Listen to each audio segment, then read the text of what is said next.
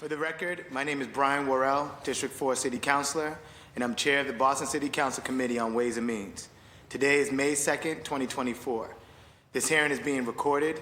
It is also being live streamed at boston.gov/city-council-tv and broadcast on Xfinity Channel 8, RCN Channel 82, Fios Channel 964.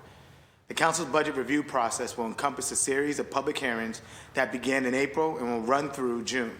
We strongly encourage residents to take a moment to engage in this process by giving testimony for the record. You can do this in several ways. 1, attend one of our hearings and give public testimony. We will take public testimony at the end of each departmental hearing and also at 2 hearings dedicated to public testimony. The full hearing schedule is on our website at boston.gov/council-budget. Our scheduled hearing dedicated to public testimony will be on Tuesday, May 22nd at 6 p.m. You can give testimony in person here in the chamber or virtually via Zoom. For in-person testimony, please come to the chamber and sign up on the sheet near the entrance. For virtual testimony, you can sign up using our online form on our Council Budget Review website or by emailing the committee at ccc.wm@boston.gov. When you are called to testify, please state your name and affiliation or residence and limit your comments to a few minutes to ensure that all comments and concerns can be heard. 2, you can email your written testimony to the committee at ccc.wm@boston.gov. Or 3, submit a 2-minute video of your testimony through the form on our website. For more information on the City Council budget process and how to testify, please visit the City Council's budget website at boston.gov/council-budget. Today's hearing is on dockets number 0670 through 0672. Orders for the FY25 operating budget, including annual appropriations for departmental operations for the school department and for other post-employment benefits. Docket number 0673 through 0675, orders for capital fund transfer appropriations, and docket number 0676 through 0678, orders for the capital budget, including loan orders and lease purchase agreements. These matters were sponsored by Mayor Michelle Wu and referred to the committee on April 10, 2024. The focus of this hearing will be to discuss the FY25 budget for the Boston Fire Department. Today, I'm joined by my council colleagues. In order of arrival, Councilor Ed Flynn, Councilor Phalange Anderson, and the Vice Chair of the committee, Vice Chair Pepin. Today panelists consist of, on behalf of the administration, Commissioner of the Boston Fire Department, Commissioner Burke, Chief of Operations of the Fire Department, Chief Calabrese, Chief of Operations of the Fire Department, Chief Marshal, Deputy Commissioner of Administration and Finance for the Fire Department, Deputy Commissioner Coyne, and Diversity Recruitment Officer of the Fire Department, Michael Gaskins. The floor is now yours.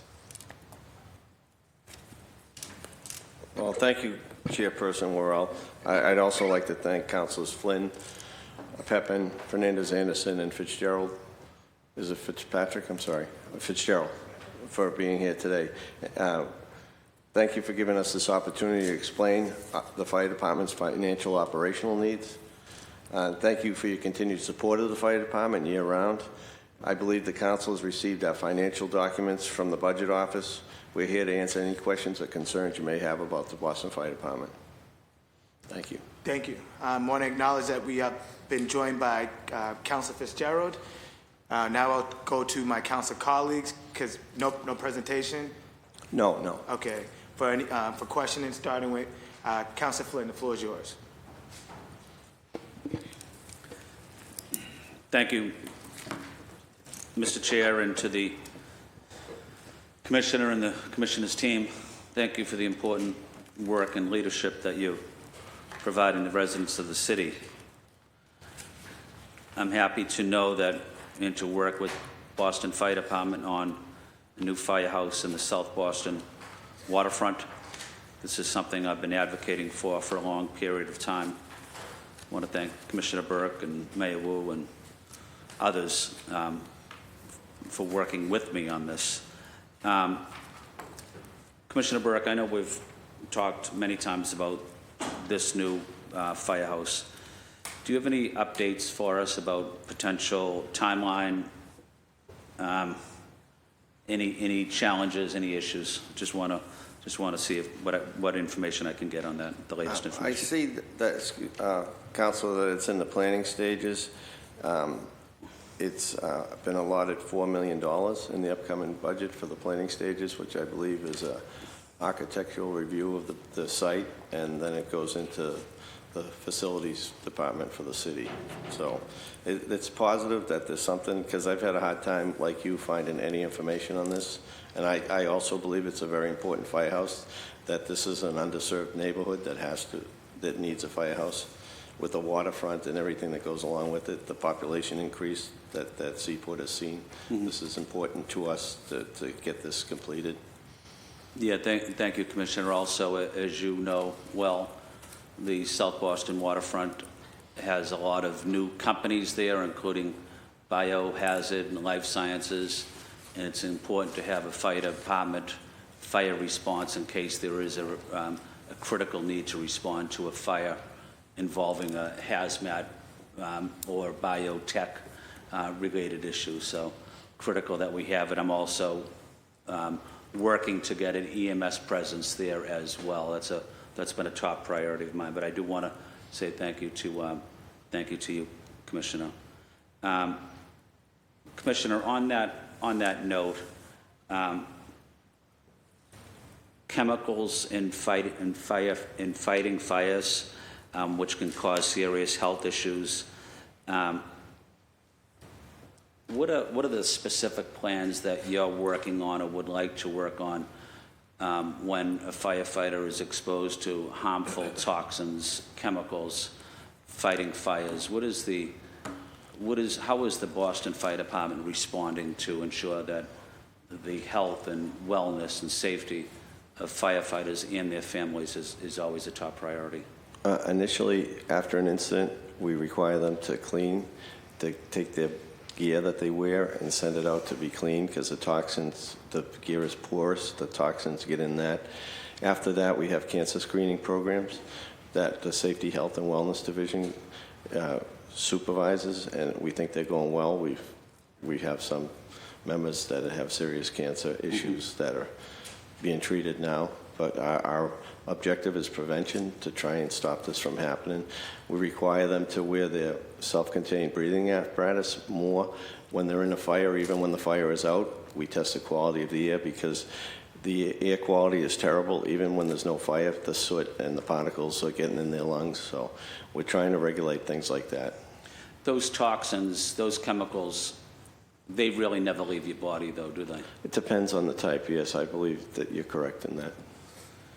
And those toxins, chemicals, those are potentially, well, they are cancer-causing related issues. Yeah, the World Health Organization, they rate things as carcinogenic, possibly carcinogenic. I mean, I hate to say this one thing, diesel exhaust, which is in every firehouse, that has been changed from possibly carcinogenic to carcinogenic.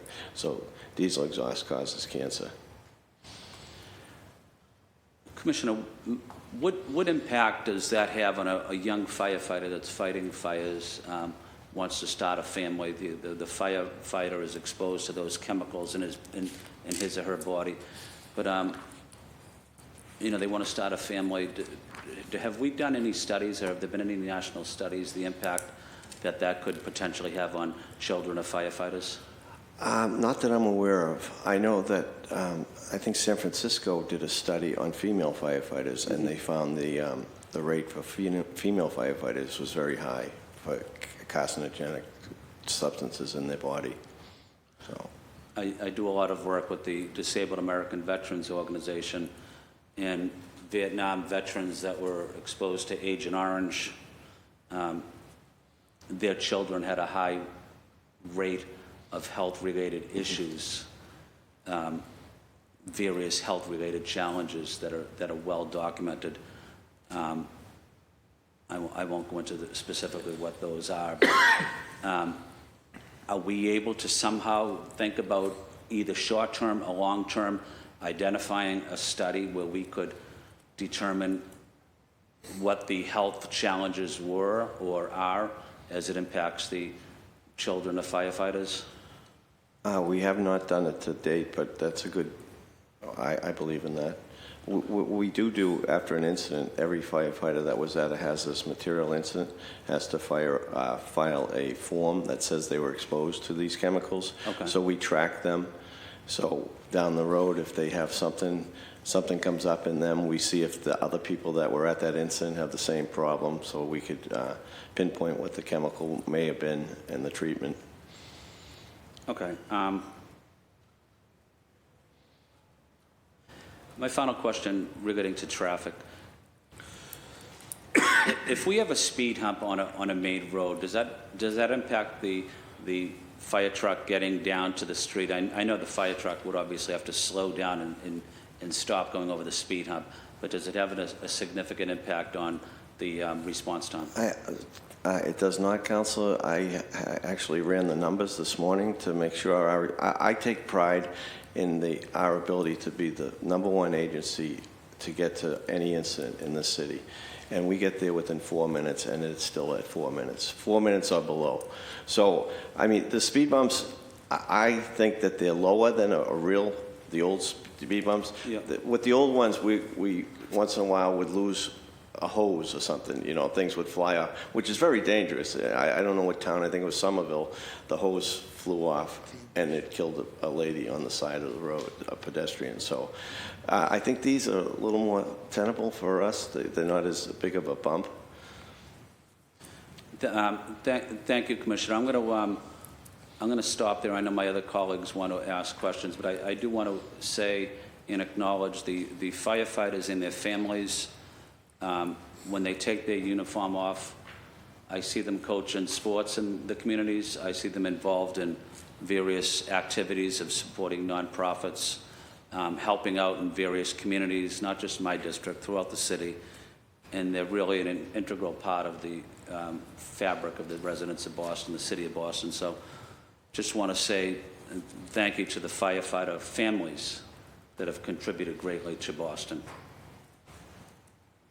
Thank you, Mr. Chair. Thank you, Councilor Flynn. Want to acknowledge that we've been joined by Councilor Braden and Councilor Murphy.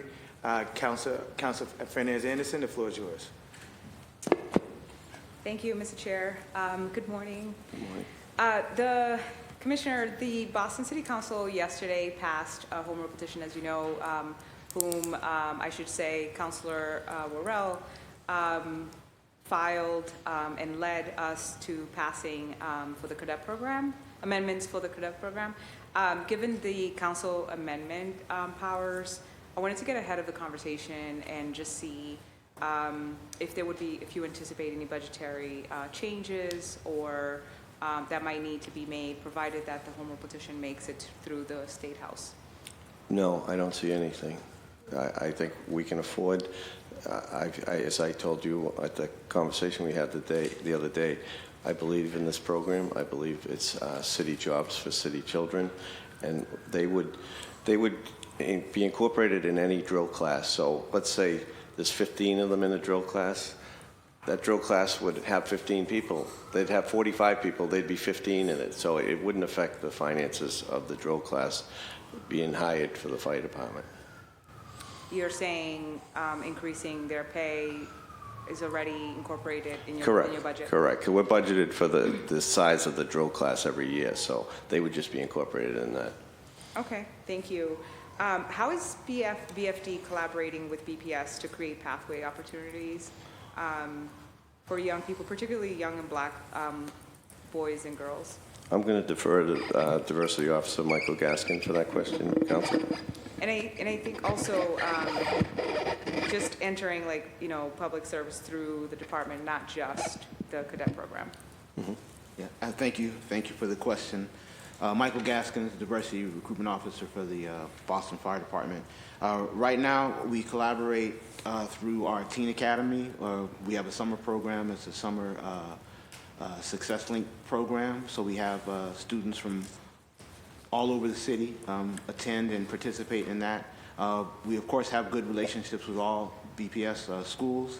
I happen to be on the advisory board for the English High School Legal and Protective Studies program, and so we look to incorporate more curriculum that relates to fire services, including workshops, CPR training, things of that nature.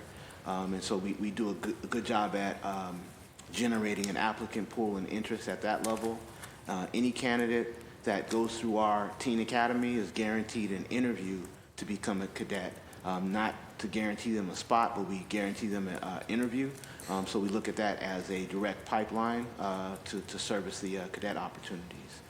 During the teen academy, we also have military recruit week. So we have military agencies come out to introduce themselves and to give the participants a good overview of that leadership and training for military service. We also have another program called the Community Enrichment Program, where we have firefighters coach in basketball and dodgeball throughout the year. So they go to the community centers, correct? Yep, BCYF. Yeah, Chief Marshall was one of the coaches, I believe. He's kind of old now, so they like playing him so they can beat him in basketball, but in his day, they couldn't beat him. But yeah, the community enrichment program is really good. There's a bunch of firefighters. Some of them volunteer, some of them are paid. I increased the size of this organization to reach more children, and I've gone to many events, and I'd like the counselors to go to some of them too when they have basketball games. The Auerbach Center gives us the basketball court for free. It's pretty exciting. So that program is really a great program to touch the youth of the city and to let them exposed to role models like Chief Marshall. It's really a great program. Yeah, it sounds great. I really appreciate the military component. As you all know, my son is a U.S. Marine, and he's amazing. Like, he actually broke, what is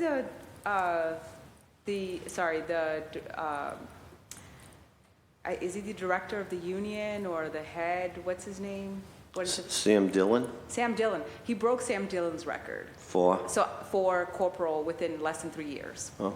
And so it's a very difficult thing to do. Yeah. So demonstrating leadership, he speaks 3 languages, he's college educated, and he's a young black boy, or young man, boy to me, and he's amazing, right? So he's responsible, he's disciplined, and I think that the military does offer that for our young kids or young people. And so, like, after 25 years, this record wasn't broken. So to do that, you have to demonstrate leadership. And so he's become his squad leader. I was celebrating it, and I announced it here, and Sam actually showed me the emblem and said, guess who was the last person who actually broke that record? So I'm super impressed. His dad is a U.S. Marine as well. He went into dentistry, but that's another story. And I really appreciate, and I have an appreciation, I think, had I not been pregnant with him, I would have been into the Marines as well. So I really appreciate that, and I think we need more of that.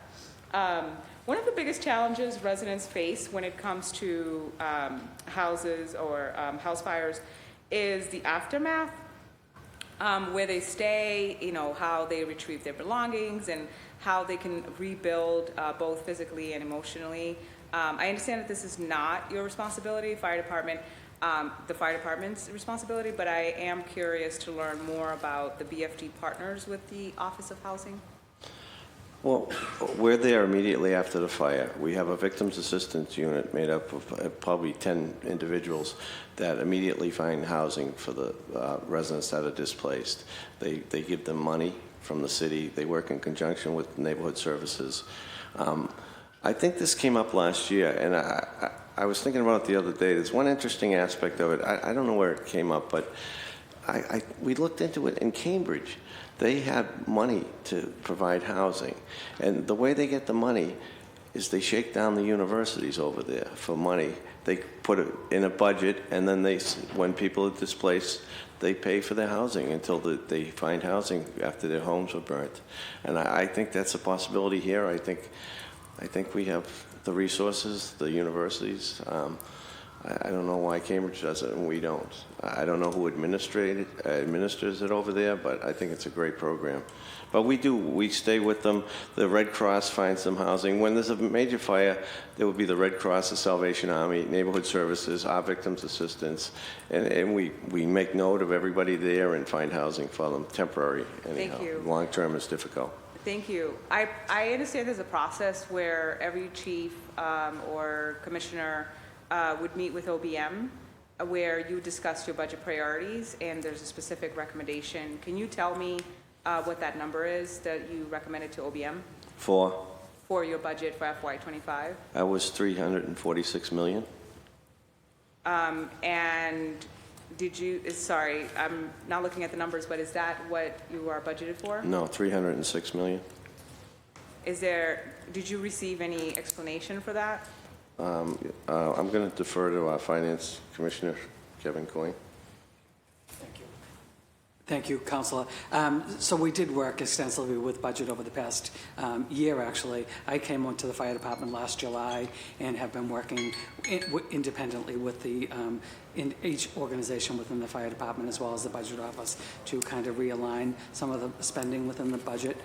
So a lot of what we requested, was not granted in this budget, and for purposes of this, limited amounts of money available to the city. The money that has been allocated, we feel is adequate enough for us to fund FY25 going forward. We'll continue to advocate for some of the things that were not included in this budget, but those things are not that critical that we can't survive without them this year. I see. So, sorry. Thank you, Mr. Chair. So the 40 million you can go without, even though... Well, certainly, it would be nice, but, running my own household, I know there are limits to how much money is available. So we want to be, respectful of all of the other city departments and agencies out there, knowing that there is a limited supply of money.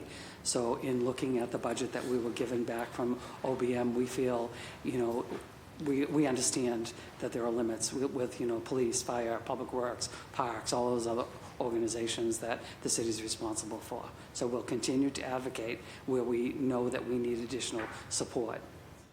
Okay. Thank you so much. Thank you, Mr. Chair. Thank you, Councilor Fernandez-Anderson. And we'll go to Vice Chair Peppin. The floor is yours. Thank you, Chair. Thank you so much to the fire department for being here today.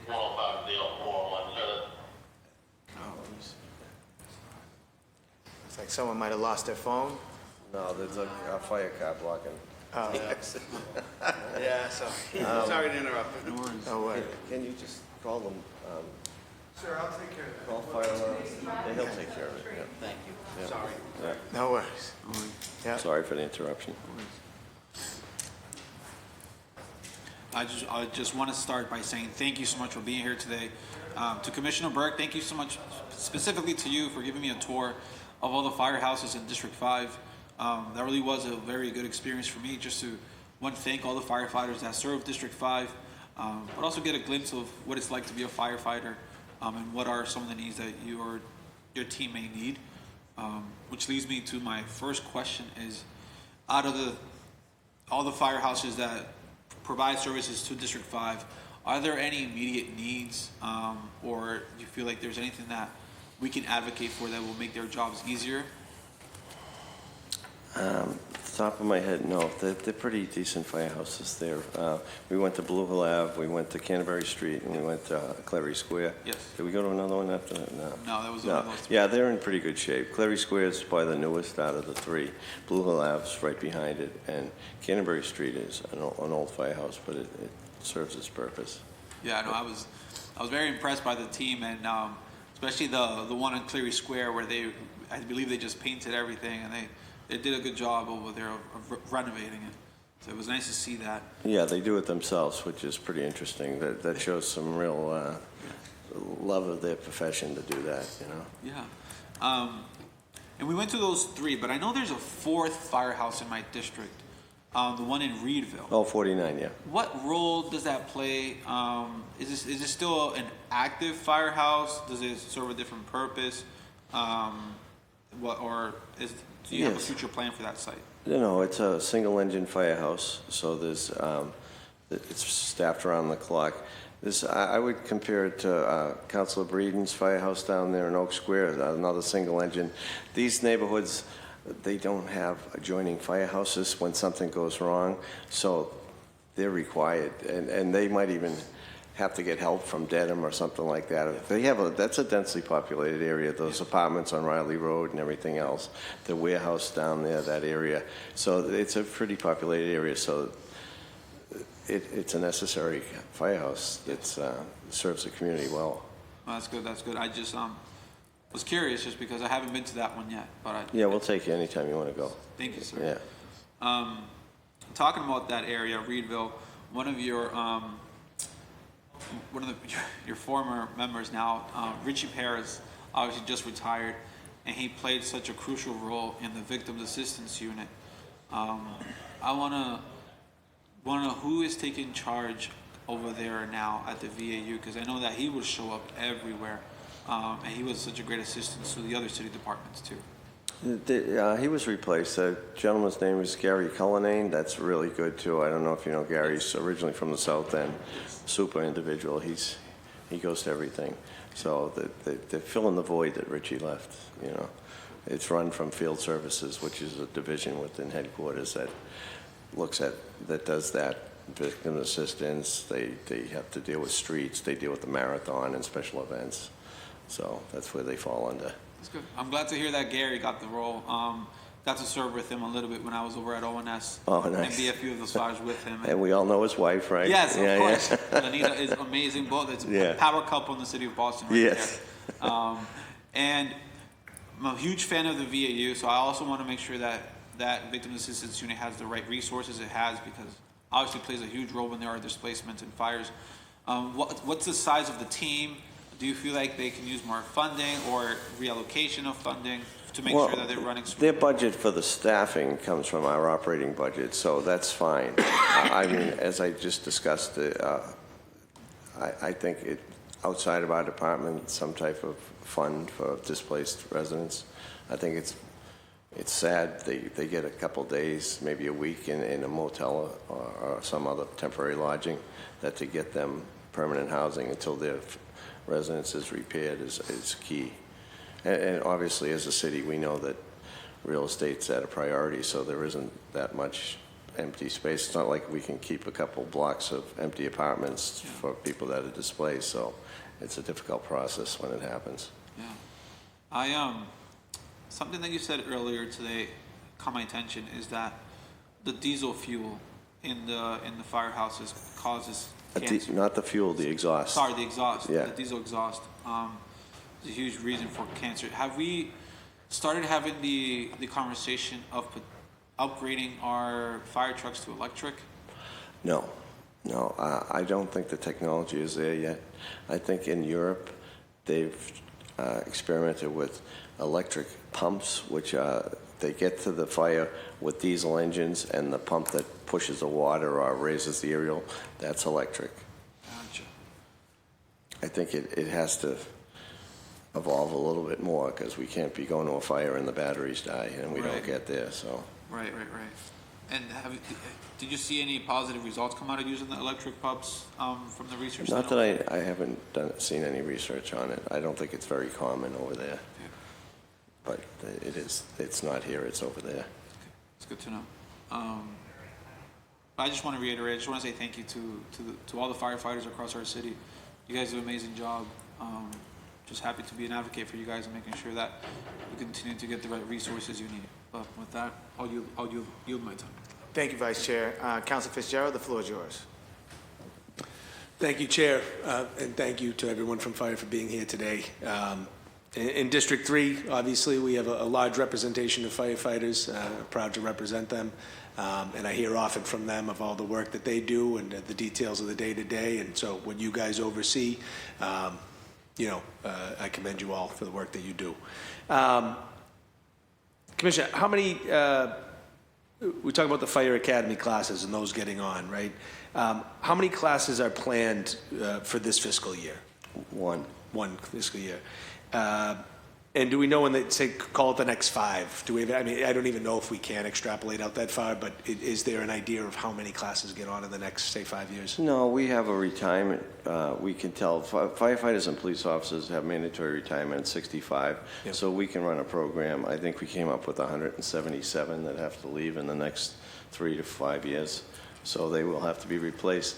Minimum staffing is important to the fire department to get these trucks to the emergency incidents. So every fire truck has 1 officer and 3 firefighters on it, and we have to keep it at that level. So when staffing drops, for whatever reason, if we're not hiring, then they're replaced with overtime. We can't just not replace them. They have to be staffed, so they're replaced with overtime. So it's beneficial for the city to keep, through attrition, to keep hiring. Sure. And does that help keep overtime costs It down? does, correct. Right? Yep. Terrific. I'm very happy to see Meeting House Hill under construction. Yes, well, you're all invited, before I forget, to the grand opening. I hope it's July. It's a beautiful building. Yeah. It's a green building. We're all in favor of green buildings. It's only the second one in 35 years, so we're very excited about it. If you want to allot some more funds for any other firehouses, I'd be glad to accept that today. Yeah. Yeah. I can give you a list. I got 3 or 4 that really need it. Please do. Yeah, Actually, please, yeah. yeah, please let us have the list. Thank you. But I was going to ask the timeline. So, yeah, so July. That's July, we're around hoping, there. yeah. Yeah, right around. Yeah, he's the facilities director for Yep. the fire department, yeah. Oh, great. Yeah. Great. Well, we'll be there and excited Yeah, for that. It'll So be a great day, great thing to tour it inside and out. Mass and Cass is also in District 3. And I know a lot of resources get used in that area, or at least historically in the last 10 years they have. After the sweep that was done, have we seen a decrease in calls to the Mass and Cass area? I haven't run the numbers on it because they're not right under my window. Yeah. I think they're fragmented. I don't know if the calls have decreased. It seemed like there were a lot more when they were all together. They're spread out throughout the district and throughout the adjoining districts. So if anybody has that number, we'll try to get it to you. But Oh, I get you. Yeah. What's that? No, sorry. It has been reduced significantly. We used to have Delta cars that ran there with the knock and talk program, which was very successful for us, but those numbers have come down substantially after the sweep. There was a dedicated car for, That's what he's at one talking point, right? And so does that still exist, or is that there's no longer a dedicated No, car? that was from a grant, funded by a grant, and the grant has since been, it's done now, I believe, right? So, yeah, the grant's ended. That was under a Hampshire grant, if I'm correct. I'm sorry, can you say the name of the grant again? Hampshire, don't ask me what that stands for. Yep. It's in conjunction with public health, and EMS was part of that program as well, that we work in conjunction with them on it. So it was very aggressive program, and it was a very beneficial program that worked very well. So if we responded to someone that had a knock-in overdose, we'd treat them, and then the next day up, they follow up with them to give them a call and say, how's everything going? Is everything good? What can we do to help you? And all that. It was very improved the relation with the public, the community, and everything. So it was a win-win all around. I asked about that because I know with the warmer weather around the corner, I've already spoken to many South End residents that say there's an uptick there, and just wondering if we're should be going after any of those grants that would help provide for a dedicated car, or if you guys are just prepared in general, understanding that a lot more resources will be used probably this summer back towards that area, and where is that going to pull from? And if you guys are, preparing for that, that's all. If we had to, I'd take it out of the operating budget if I saw the need to install that car again. That car frees up the fire companies who Right. really need to be ready for a fire or another type of emergency. If they're going to the Mass and Cass repeatedly, they're tied up. And so this car getting there, calling them and saying they don't have to come and taking care of it, it's a great resource for us. So, I yeah, agree. I will take it out of the operating budget if it's need a be. need, yeah. No, that's fantastic to know, but obviously I would rather it, right, save you the money and Yeah, great. and save the firefighters the dedicated time to what they're supposed to be doing, Mm-hmm. and have a grant fund this thing. So happy to help if there's anything there in terms Thank of you. letters of recommendation or other grants we can pursue for that. Lastly, I know that in terms of the fitness and wellness for your staff and for the firefighters, I know there was a program, O2X, that used to go around the firehouses and do training with them and exercise and fitness and talk about healthy eating and all that other stuff. I believe it's been since cut. I was just wondering if there was a reason why it was cut and if there's any sort of replacement for that benefit or any other thing that you're doing for Yes, Council, thanks for the Staff. question. I can take that as well. Great, thank you. So that's under Safety, Health, and Wellness, which is one of my divisions that I oversee. O2X, we got feedback that it wasn't, it really didn't fit our members' specialized needs because our members go through young firefighters to middle age to senior, like me. I'm a dinosaur, as you can see, but that's how we progress. And you need a program for each of those people. They weren't really providing it, to be perfectly frank about it, O2X. So we're running a program called Health and Ladders. We train our own firefighters with our own members because no one knows what we need better than our own. And it's been quite successful. And a lot of that money comes from grants. We have a nutritionist now. We have gyms that are available to us now. It's been quite a success. It's been a big improvement with the health of our firefighters since this program's been in effect. Oh, that's fantastic. Thank you very much. You're welcome. With that, I'll get back the rest of my time. Thank you, Chair. Thank you all. Thank you. Council Braden, the floor is yours. Thank you. Good morning, everyone. Good to see you all. Morning. Let's see. Well, I'll start with the hazmat. I know we lost your hazmat training centre in Alston. I'm just checking in, like, where did we land? Did we get you a nice place to hang your hat over there? It's not in Brighton, though, I'm sorry to tell you. But as long as you're well accommodated. We are. We got a building in West Roxbury that we're renting near Millennial Park.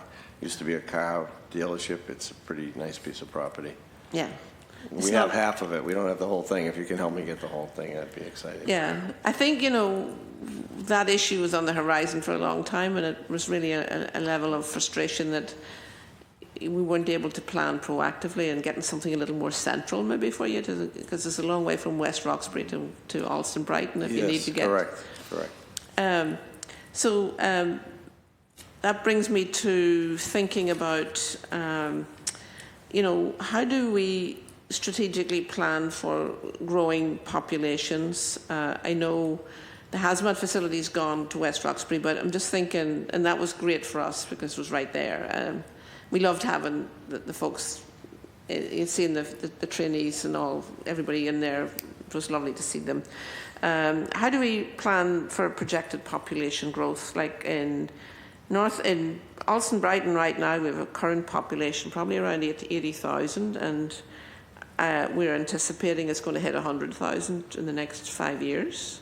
And a lot of that development is in north of the Pike, which doesn't actually have a firehouse north of the Pike. So is there a process for evaluating growing population and future needs?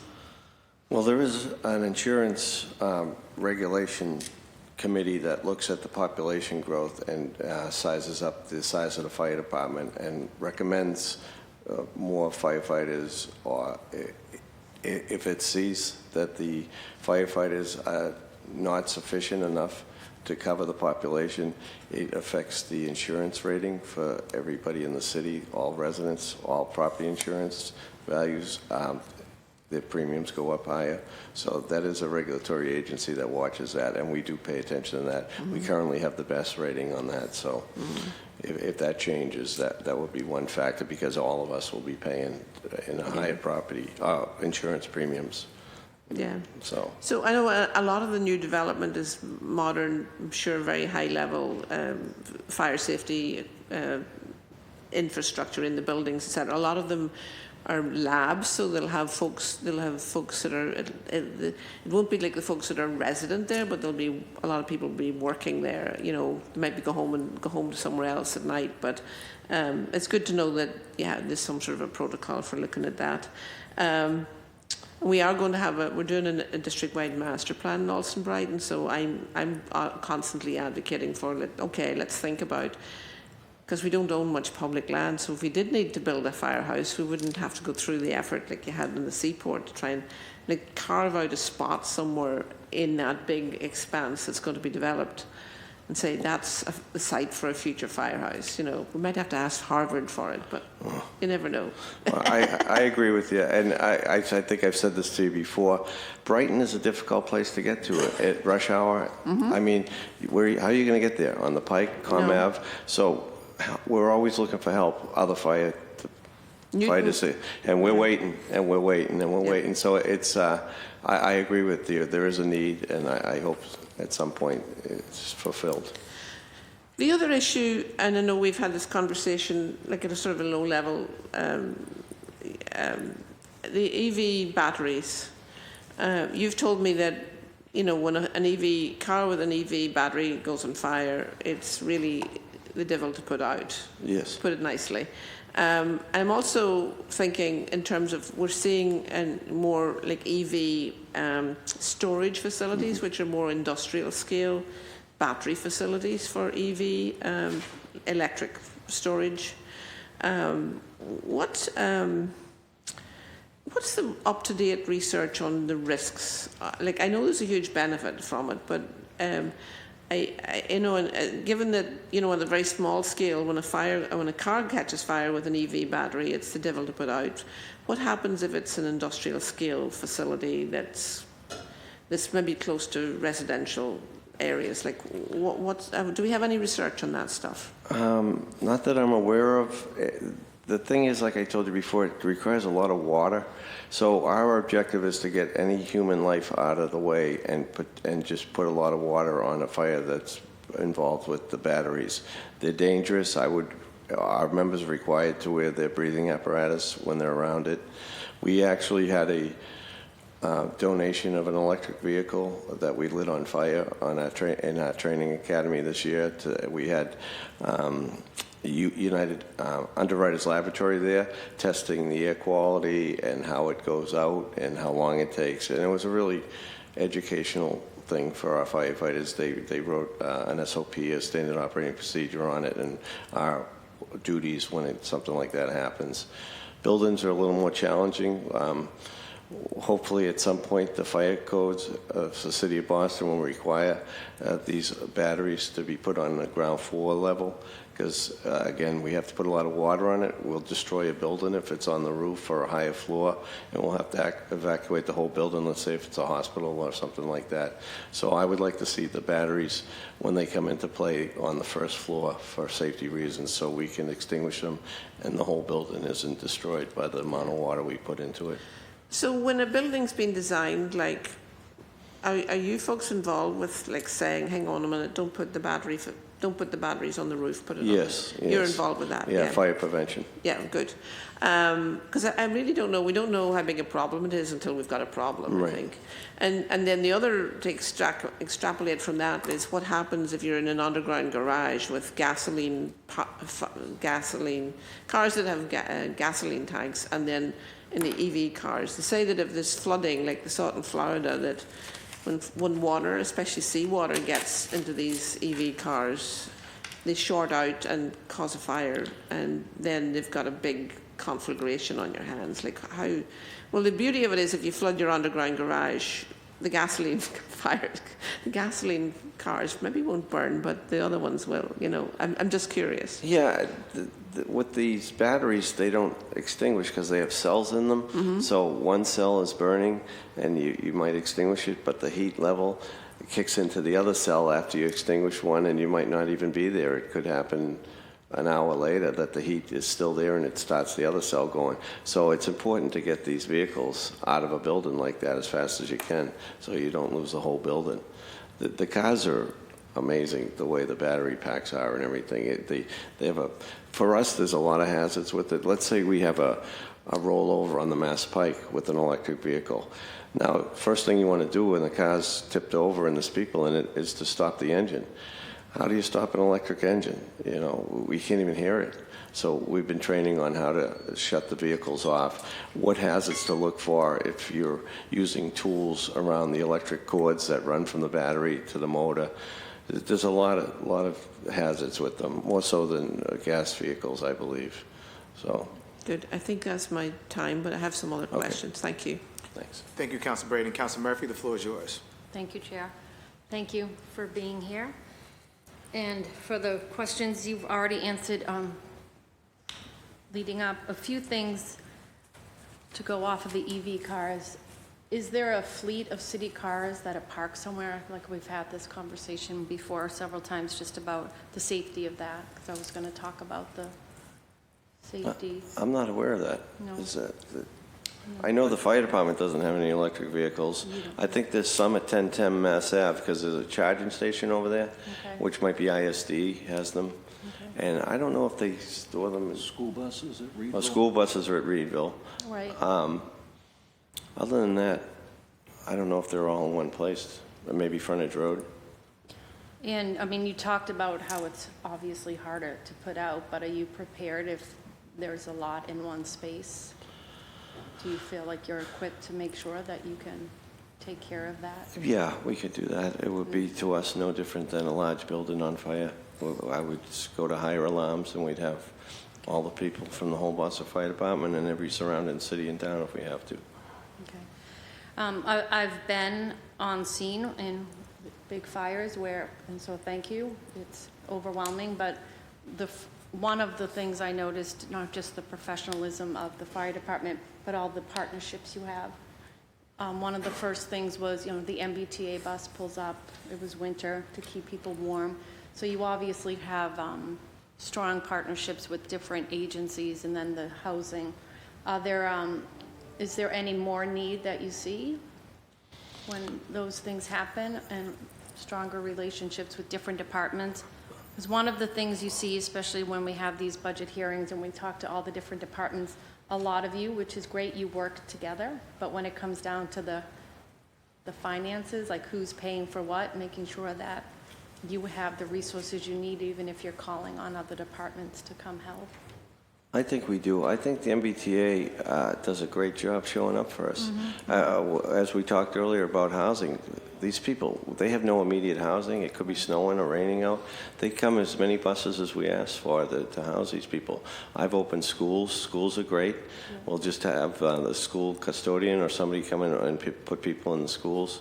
I don't think we'd get charged for another city building. I don't think the T charges us for the buses. No, So. I don't think so. No, that's great.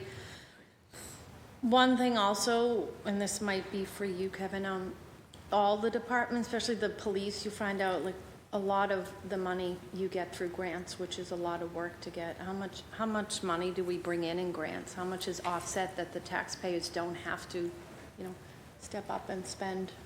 So that is probably the weakest area for me right now, Counselor, just being on the job for about 10 months. I can get back to you on that information. Yeah. We do just, we did not have a full grants team when I came on board. We've since hired 2 people. One started in August and one started in October. So we're kind of trying to recover from some of the grants that we have been working on, some reports that were, not compliant that we're getting compliant with. And we've also applied for a couple of others to offset that. The challenge with a lot of the grants that are out there today, and I think it, from what I'm being told by some of the experts in the field, there's a lot of matching that's available. So if we're awarded, a $100,000 grant, there could be, a 10% or something like that. So we're working with the budget office when we apply for these that we have the matching funds available to be able to do that. But it's good to hear that you know the importance and that Yes. you do have the support, you're growing that team to help you. Yeah. Awesome. Okay. No, that's good to hear. Thank you. The last couple years, Commissioner, I know we talked about like healthy buildings, and Peabody Square is one that you would hope in my district. Oh. That one, right? That's my firehouse. That would be my closest. And what would be the others? You said there's a few that you would like. Engine 3 in the south end. Engine 37 on Huntington Ave. And that's all I have right now. Engine 18, 3, and 7. I would love to see a new headquarters, but the firehouses are a priority, not the headquarters, to provide our service, our course mission. And the safety, you talked about the green new building coming, the washing machines we've invested in. Are there other things that we need to make sure to keep our Well, floors as we healthy? talked about earlier with the diesel exhaust, these new buildings are fantastic. They compartmentalize the exhaust.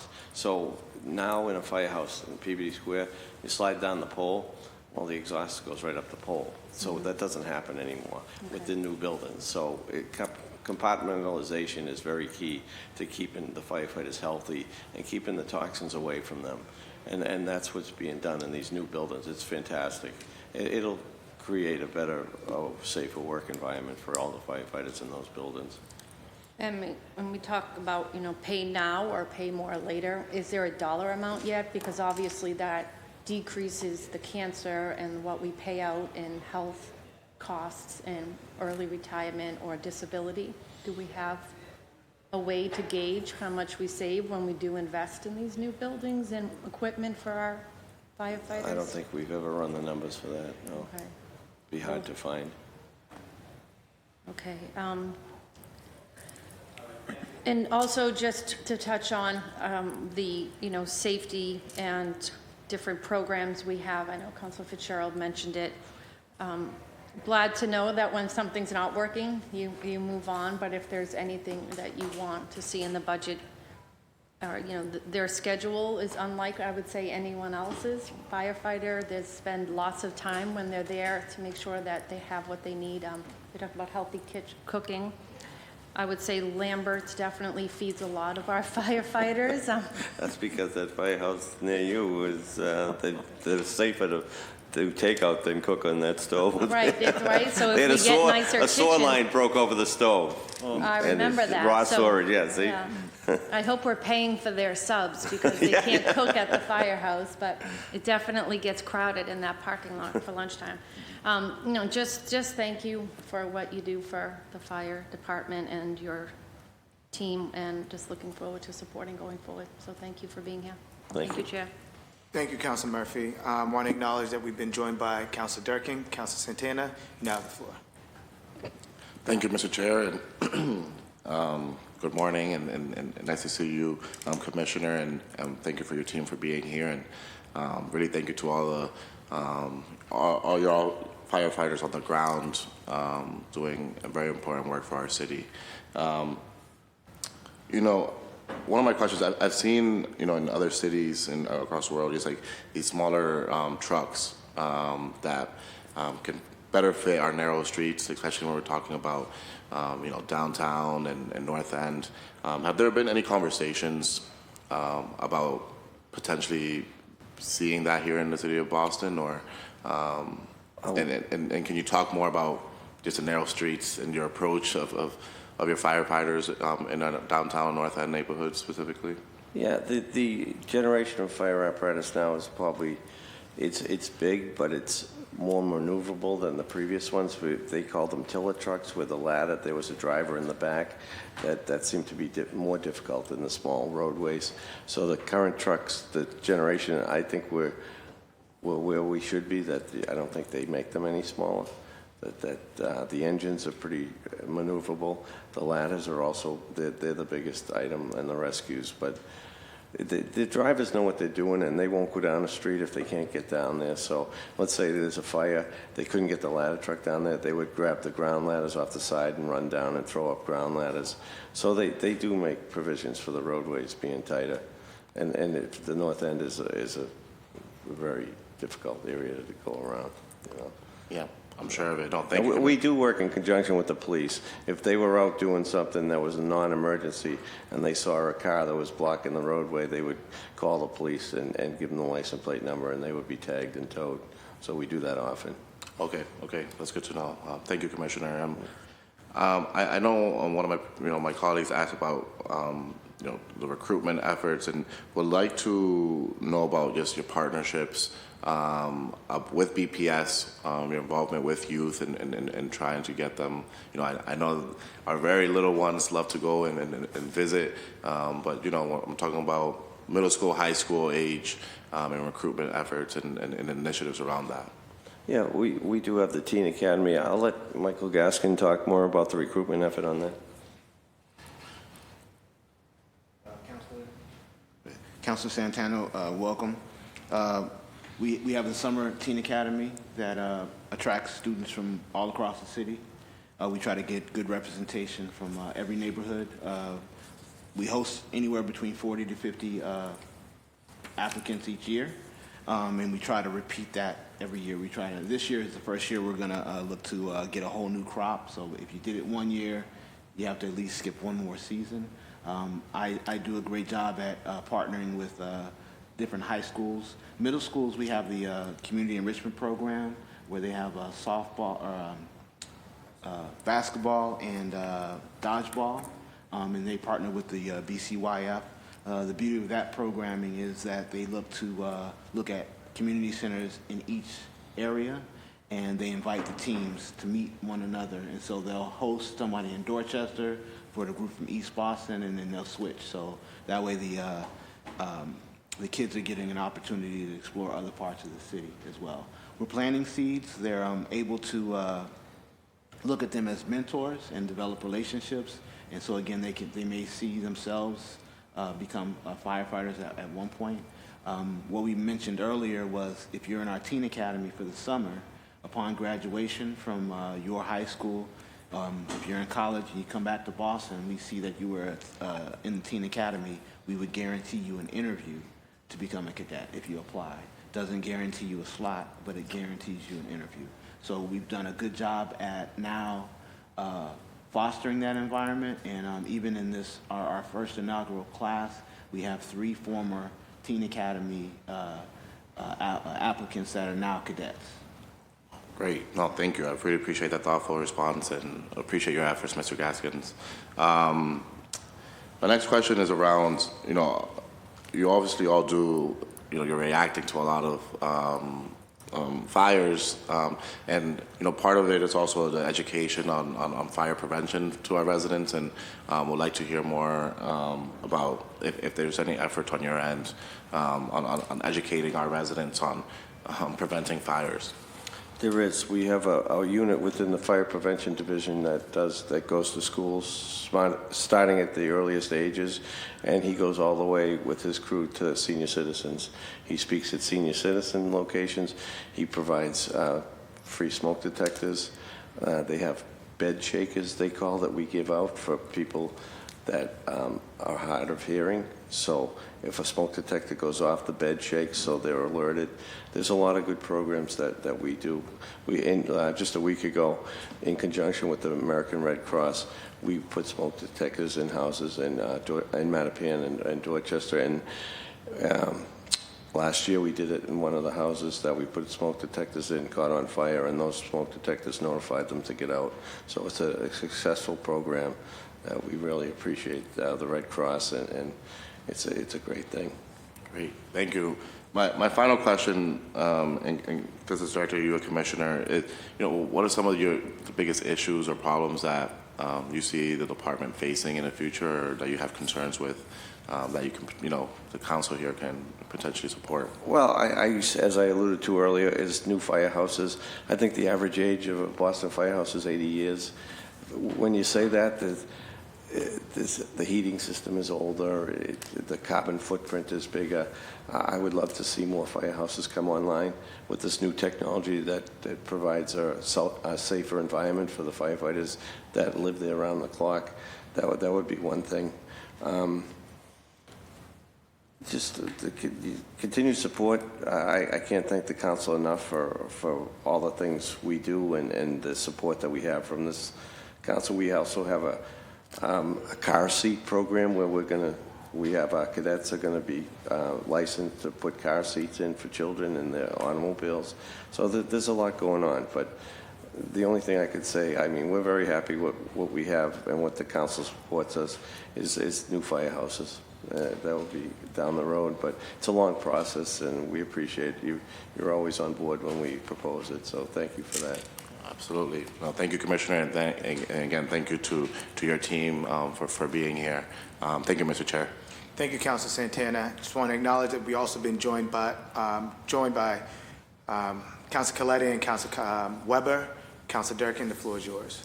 Thank you so much, Chair, and thank you so much to Team Fire for being here. Really appreciate all of your work, Commissioner, and great to meet a lot of you. I haven't had a chance to be in front of the full fire panel before, so I really appreciate it. Wanted to talk about small business. Some of the biggest challenges our small business owners are facing is the amount of time it takes them to open. A lot of small business owners are citing that it takes them over 6 months to open, and one of the biggest challenges that they are talking about and the biggest hurdles they talk about is getting a fire inspector scheduled, getting that person to keep to that time, and any follow-up that's needed from those inspections. If you go back the past 10 years, every city councilor has talked about this for the past 10 years, but I'm still hearing the same challenges in our communities, so wanted to see what is being done there and if you felt like enough money was allocated for fire inspectors, and what challenges are you seeing on your end? Well, we did get a new position in this budget for the permitting process. So a new administrator is coming in at the Fire Prevention Division where all the permits go through. So we're excited about that. We had, Councilor Flynn was asking about the labs. We hired 3 more people in the lab unit, the uniformed firefighters that are hazmat trained that can do inspections quicker, and because the labs have to be inspected every year. So we're looking at it. It's a priority of the mayor, and we're doing everything we can to speed up the process. It's more than one agency that has to deal with the permitting, so I think there's a working group of ISD, fire department, and everybody that has to sign off on a permit to try to expedite this process. We have a new person at ISD that she just approached me the other day for a meeting so we could talk about this topic. And I know there's a lot of investments in this year's budget around permitting, but I guess what I'm looking for is how is the fire department coming to the table to ensure that our small business owners aren't asked to pay like for 6 months rent and everything else and liability and everything else that goes into not being open and not making any money. How is the relationship with code enforcement, ISD, been, and what challenges are there and how can we help? I think staffing is an issue in that area. I don't know about ISD, but we have a hard time staffing our department. The salaries are not equal to the private sector. We have a fire engineer's position open now, and it's difficult to recruit for that, so we're working on that. We are going to approach a couple of universities to see if we can see if some students just graduating with an engineering degree in fire science would like to take on one of those positions. But that's, every building, high-rise, has to go through a plans review process that could take a while based on the size of the building. So the developers are aware of that. I agree with you, the small businesses are the ones that they can't afford the gap in time from when they start renting to when they can actually start their operation. So. And I hear such great things about the fire department, but that is the one area that I think, at least from my perspective as District 8's counselor, I can see for improvement. It's something that really impacts like the reputation of all of our city departments. Mm-hmm. You know, local businesses who are loved by the community not being able to open fast enough, or oftentimes the second location. They found the first location was pretty easy, and then they're just running into so much trouble with the second location. They're like, why am I bothering to try to do business in this city? So it's just an area that I just want to share as a former small business owner. It just, to me, it's like everything that we can do to create coordination between city departments. It's so important to me and so important to our constituencies and our business community. So just advocating for that as much as possible. Thank you. And wanted to add sort of a funny question. I proposed a citywide merchandise licensing program, and obviously one of the best brands in our city is our fire department. I know a lot of our firehouses sell their own individual merch, and but just curious if the fire department has ever, pursued doing this on a broader scale, because I know a lot of people love our fire department and would love to wear hoodies and merch and mugs and everything else that goes around with merchandise. I think that would have to go through the legal department to see if we could set up a separate entity. Commissioner Coyne, do you think that we could set up a store out front? I think it's a great idea. I do see all of the firehouses. I have many shirts myself that I've bought over the years. I know, I've been with the city for a while, and this has come up in the past, and I know, as the commissioner said, there are some legal challenges around that, licensing, even the logos and things of that nature that I think was a kind of a hard stop several years ago, but I'd be happy to participate in some review or committee, with the entire city to set up some type of merchandise. I think it's a great idea. A lot of cities do it. And I did talk to New York, and they said getting your sign-off is the most important sign-off of all. So I'll be talking with you about this. We're bringing together a group of people, but I think providing what New York does is they actually give money back to the fire department. And they give money back to the fire department foundation. So we could see something really lucrative for our fire department, and obviously making sure that we're supporting everyone who's served in our fire department and any medical challenges and anything they have. It's just so important. So could be a really cool source of income for that. Yeah. Just wanted to really quickly ask about the increased state training grants and what those mean to the fire department. Commissioner Foy? So the state training grant was reduced earlier this year. So I think the full amount that we're getting is just over $2.5 million. $1.5 million of that money was earmarked for the self-contained breathing apparatus, and the rest of the money is being split through the special operations and the safety, health, and wellness grant that we have. Oh, okay. On here it says 1.1 million in 2024 and 2.2 million in 2025. So it's split up over the years. It's a multi-year grant. Oh, got it. Okay, yes. And I sat through those hearings, so I should know, but I just wanted to follow up on that. No, that's, most of the grants are, distributed over a multi-year period. And, we allocate how we're going to use those based on the needs of the department. Well, thank you so much for your time. Really appreciate being here with you all. Thank you. Thank you. Councilor Coletta, you now have the floor. Thank you, Chair. Good morning, everybody. Good to see you. Nice to meet you. I appreciate your answers. I apologize that I was late, but I was listening in. I have so many questions, and so, again, thank you for your time. I want to thank you first for your response during some of the worst fires that we've seen in our city, particularly in East Boston. Your folks have been incredible and really want to uplift the Victims Assistance Unit and for what they've done in supporting people in some of the worst times of their life. I heard you earlier. I do agree we need to establish a set fund, for a fire fund, similar to what's happening in our sister cities. And in Greater Boston, my understanding is that the administration is looking into this. I support that endeavor. We have unfortunately had so many fires in East Boston that we are a well-oiled machine in developing this fund and getting the funds out to folks. So I do agree and just want to put that out there in the ether that I'm supportive of that and look forward to that getting off the ground. Our team has thought about how to be proactive in East Boston to establish fire awareness and education. We have overcrowding in our district. Because of the housing crisis, there are families living in rooms. And so I know for a fact that there's boarding houses, and that was one of the instances in the recent fires where it was a boarding house. There was more people living in these homes. There was more stress on the electrical system. And so I'm wondering what the specific dollar amount in line item is in outreach or fire awareness. I know that we do things through BPS. I'm hopeful that we can partner to establish something in both English and Spanish, at least for my district, that goes out and tells folks exactly what to look for and to expect when you do put so much stress on your electrical system, how that might be a fire hazard, pushing out funding maybe for, of course I'm missing the word right now, but Smoke detectors? The smoke detectors, yes. Why couldn't I not think of that? But providing more smoke detectors to folks. So I'm wondering how much is allocated for fire awareness, education, outreach, and looking for a verbal commitment that we could work on something together, at least when it comes to fire education in East Boston.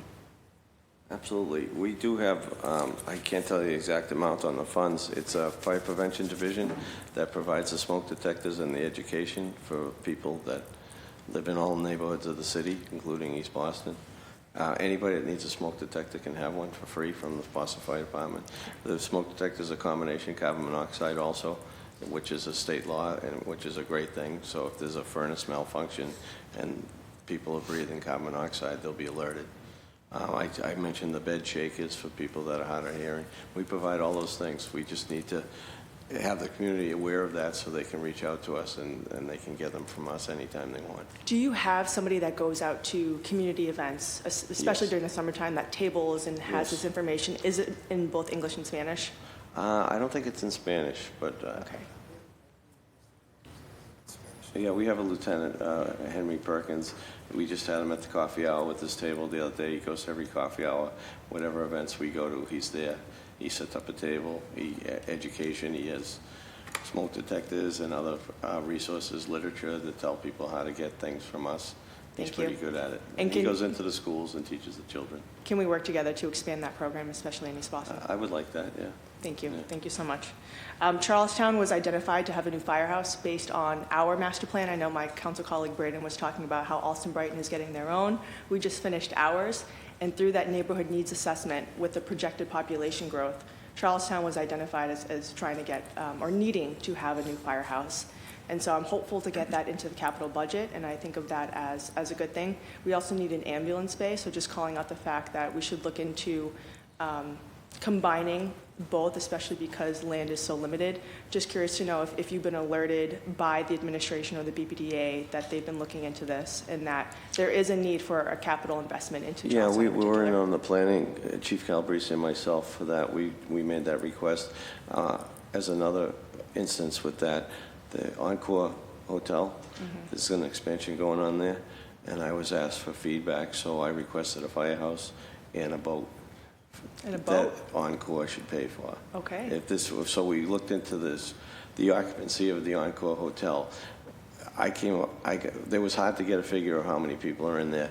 I had one of my assistants, and he got a figure of 38,000 people in that building, whether it's in the casino, the hotels, and the workers, which is huge. If you factor in the city of Everett only has 3 firehouses with probably a total of 50, probably 100 less firefighters. They're going to need us when something goes on in that place. They're going to put a soccer stadium over there. That's another reason Charlestown needs another firehouse, because of all that activity.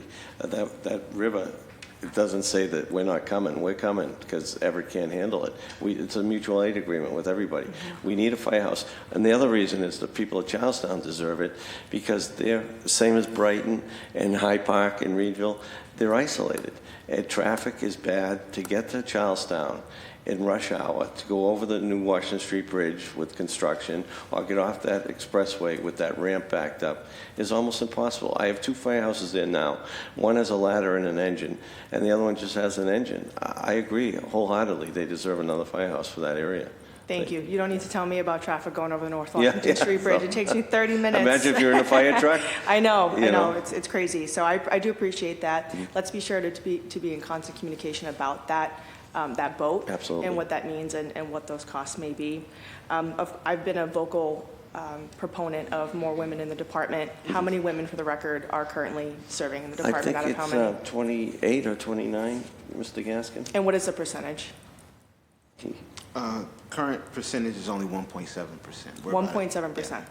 So I am very excited about the 9 female candidates. Do I have that number right? 9 Yes. female candidates, cadets potentially going into the academy and then accessing these well-paying jobs. If we were to do an assessment of each firehouse in the city, are they equipped to house a woman? Yes. Every single one of absolutely. them is equipped to house a woman. Absolutely. The facilities director behind me, Patrick Lee, every restroom is single-use restroom. The sleeping quarters are blocked off, so they're individuals.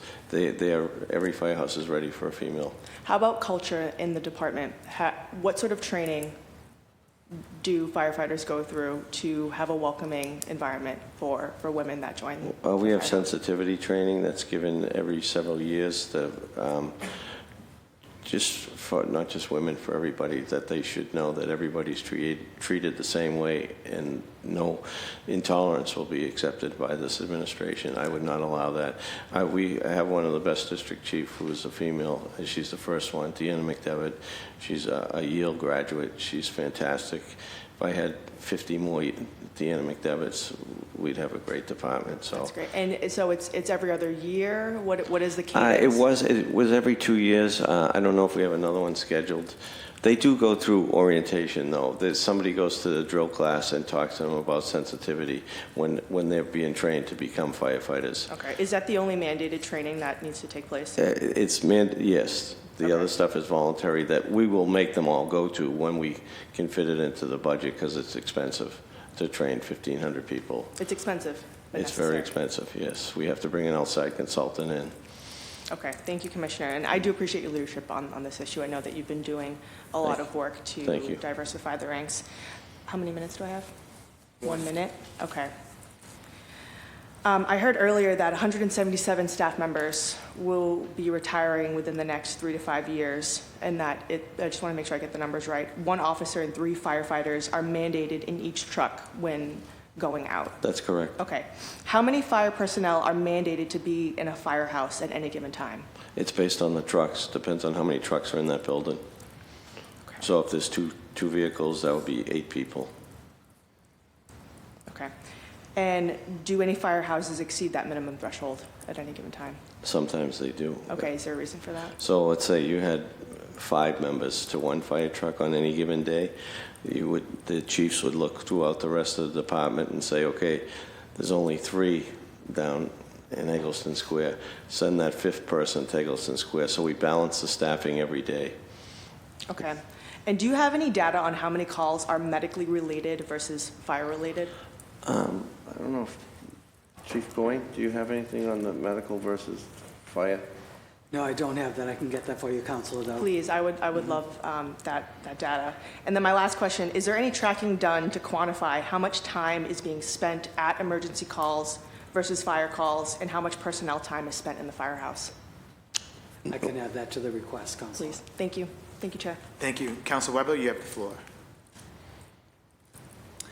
Thank you, and thank you to the panel. I apologize for being late, and I also apologize for asking questions that have already been discussed. But so in terms of the number of women firefighters, so what is the barrier to increasing that number? I don't know if you can say there's a barrier. I think, so if we go by civil service, which is where we get our applicants from, the disabled veterans are first. I don't think there's that many females that are disabled veterans, so that's where the priority list goes: disabled veterans, and then average citizens. That's why the cadet program is important in my eyes, to get female firefighters in the department. So are you getting enough applicants who are female? For a firefighter or for cadet? Well, let's start with cadet. Yes, we are. Yes. Okay, and do you know what percentage of them aren't accepted to the cadet program? Mr. Gaskin? Sorry about that. We have a high percentage of women that apply, usually out of, say, 180 or so. We might get maybe 12 to 13, so that's about, a little under 10%, but that's a high percentage as it relates to our academy classes. I think each year that we promote the cadet program, we'll get an increased amount. Right now, for the last 2 classes, for our academy classes, not cadets, but for the last 2 classes for the academy, for the first time in the history of the department, back-to-back classes had upwards of 3 and 4 women in it, which is still a very good number for us. Not, anything to kind of celebrate too vigorously, but just in terms of those numbers, since 2000, 2004, we had no women from 2004 to 2 years ago. So 2022. Yeah. So we can see that there's some progress that's being made. We have some targeted outreach that we're doing even to the military agencies in terms of making sure that women are aware that these opportunities are available and that we'd love to have them come on as recruits. And then what about, I don't know, if you refer to as graduation rates? I mean, how many, in terms of the percentage of women who start the academy or the cadet program who end up in the fire department as opposed to other groups, the men, I guess. Absolutely. So our cadet program, it's in its inaugural year. Right now we have 9 women that are cadets. If legislation passes, they could go in within the year or so, but if nothing changes, as of April next year, we would have some strong candidates, as long as they met the requirements, and we'll be happy to provide that data and feedback on attrition and success through an academy. One of the main tenets of our program is career readiness, and so in terms of training academically, but more physically as well. So any cadet that is appointed to an academy would certainly meet the standard, and we would expect that they would get into an academy and graduate from an academy. Yeah, so what I'm trying to get to is, do you think the number of women is so low because women are not applying or not trying to become firefighters, or because there's something in the process to become a firefighter that is, an obstacle? Nationwide, this is a very male-dominated industry. I think that culturally we can change, and again, it's just a matter of making sure we shed light on this being a good opportunity. The same thing with police. When I was with the police department, there aren't a lot of women that gravitate toward those particular programs. But again, within the 5 years that we were there, we did some concerted outreach with Women in Blue, which is an affinity group within the police department. We have a strong group of women within our department as well, looking at programming. For this summer, we're actually going to do a campaign that invites young women to the academy to explore the career as well. So we have some strong women that are on the force now for BFD. And so we'll look at that kind of programming to encourage young women to introduce them to fire services and to these functions. I think as we expand the cadet program as well, we know every year that we put the job posting out there, the number will increase, and we'll do a better job at getting women to become cadets as well. Okay, and then just in terms of overall diversity of the ranks in the fire department, I mean, what is the fire department doing to hire, not just women but people of color? Well, we're doing the cadet program. It's key that Mr. Gaskin does a great job of diversifying the cadet candidates based on neighborhood, ethnic background, and gender. So that is the one avenue that we have right now. Because of the state law that requires 1/3 of the drill class to be cadets, that's the only way that we can diversify in a fast way, if we can get these cadets in the program into the academy. That's why the vote here yesterday was important. Hopefully that vote takes place in the State House so I can put these women in the next drill class. And I'm sorry, can you just explain for the, I know the civil service system, I think, I don't want to mischaracterize your statements, but it makes it difficult to diversify. Is that? Well, the civil service it prioritizes who gets the job. So veterans have preference, disabled veterans have number one preference, then veterans, and then everybody else. That's how it goes. And is that based on point? What does the preference mean exactly? Do you get extra points? I know in the police exam process, it's based on rank. So if I'm a veteran or DAV and I score an 80, you're a civilian, you score 100 on the test, I would still be ranked higher than you. And so the applicant pool itself isn't going to be very diverse based on the number of people that are serving from the state of Massachusetts, not just Boston, but from the state of Massachusetts. So that's where the disparity can happen in terms of diversity. Now, we do a lot of outreach to military. We work with recruiters, so when people are going in, they're aware of what opportunities are available for the city of Boston when they come out as well, and we do try to do some strategic marketing and targeting of underrepresented communities within the department. But the applicant pool itself, if you tell us, hey, make a class right now today of 50 people, we know for a fact, without any language certifications, without any cadet appointments, they would be 100% DAVs and we wouldn't have any say around that just because of what exists in the applicant pool. And we know that as a result of the number of people that are going into going into the military from this area, from Massachusetts, 1 in 10 are going to be a person of color. 1 in 26 would be a woman. So if I put a list together right now, you'd only have a handful of women maybe, and then again a handful of people of color outside of any other tools that were at the disposal for the commissioner to use. Okay, and I guess have you had any discussions about, taking on the civil service system to try to make changes, or is there any thought about that? No, because they serve the whole state. I think it would be quite a task to try and change the rules with civil service, the state bureaucracy. I do have another option that I use each drill class, which is language. So I request through civil service a certain amount of people with a foreign language, so that diversifies the department. So they are given an exam in person to prove that they have the language skills of another country, and that helps with the diversification. Last class we had 14 language certifications out of a class of 45.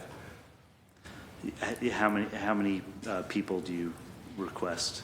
Basically? I requested 15. We got 15. One dropped out before the class started. It's at their discretion. I will do it each class. Okay, and shifting gears a little bit, I represent District 6, West Roxbury, Jamaica Plain, back of Mission Hill. Do you think the current number of firehouses is adequate for that area? Well, I live in your district, and I don't think so. What's your? I live near Fallon Field, and I used to be a firefighter in Jamaica Plain, and we'll call it a hit. That's what we call it. It's a bad hit to get to Fallon Field. You're coming from West Roxbury, Center Street, or you're coming from Jamaica Plain, or you're coming from Canterbury Street. So Fallon Field is a dead location for a fire. They just had a fire at the store there, Henry's, the other day. They'll get there, but I feel that's underrepresented by the fire department. Well, it's Councilor Pepin's area, but we should certainly talk about it. Thanks a lot, Chair. Thank you. Thank you. Thank you. Council President Louis Jen, the floor is yours.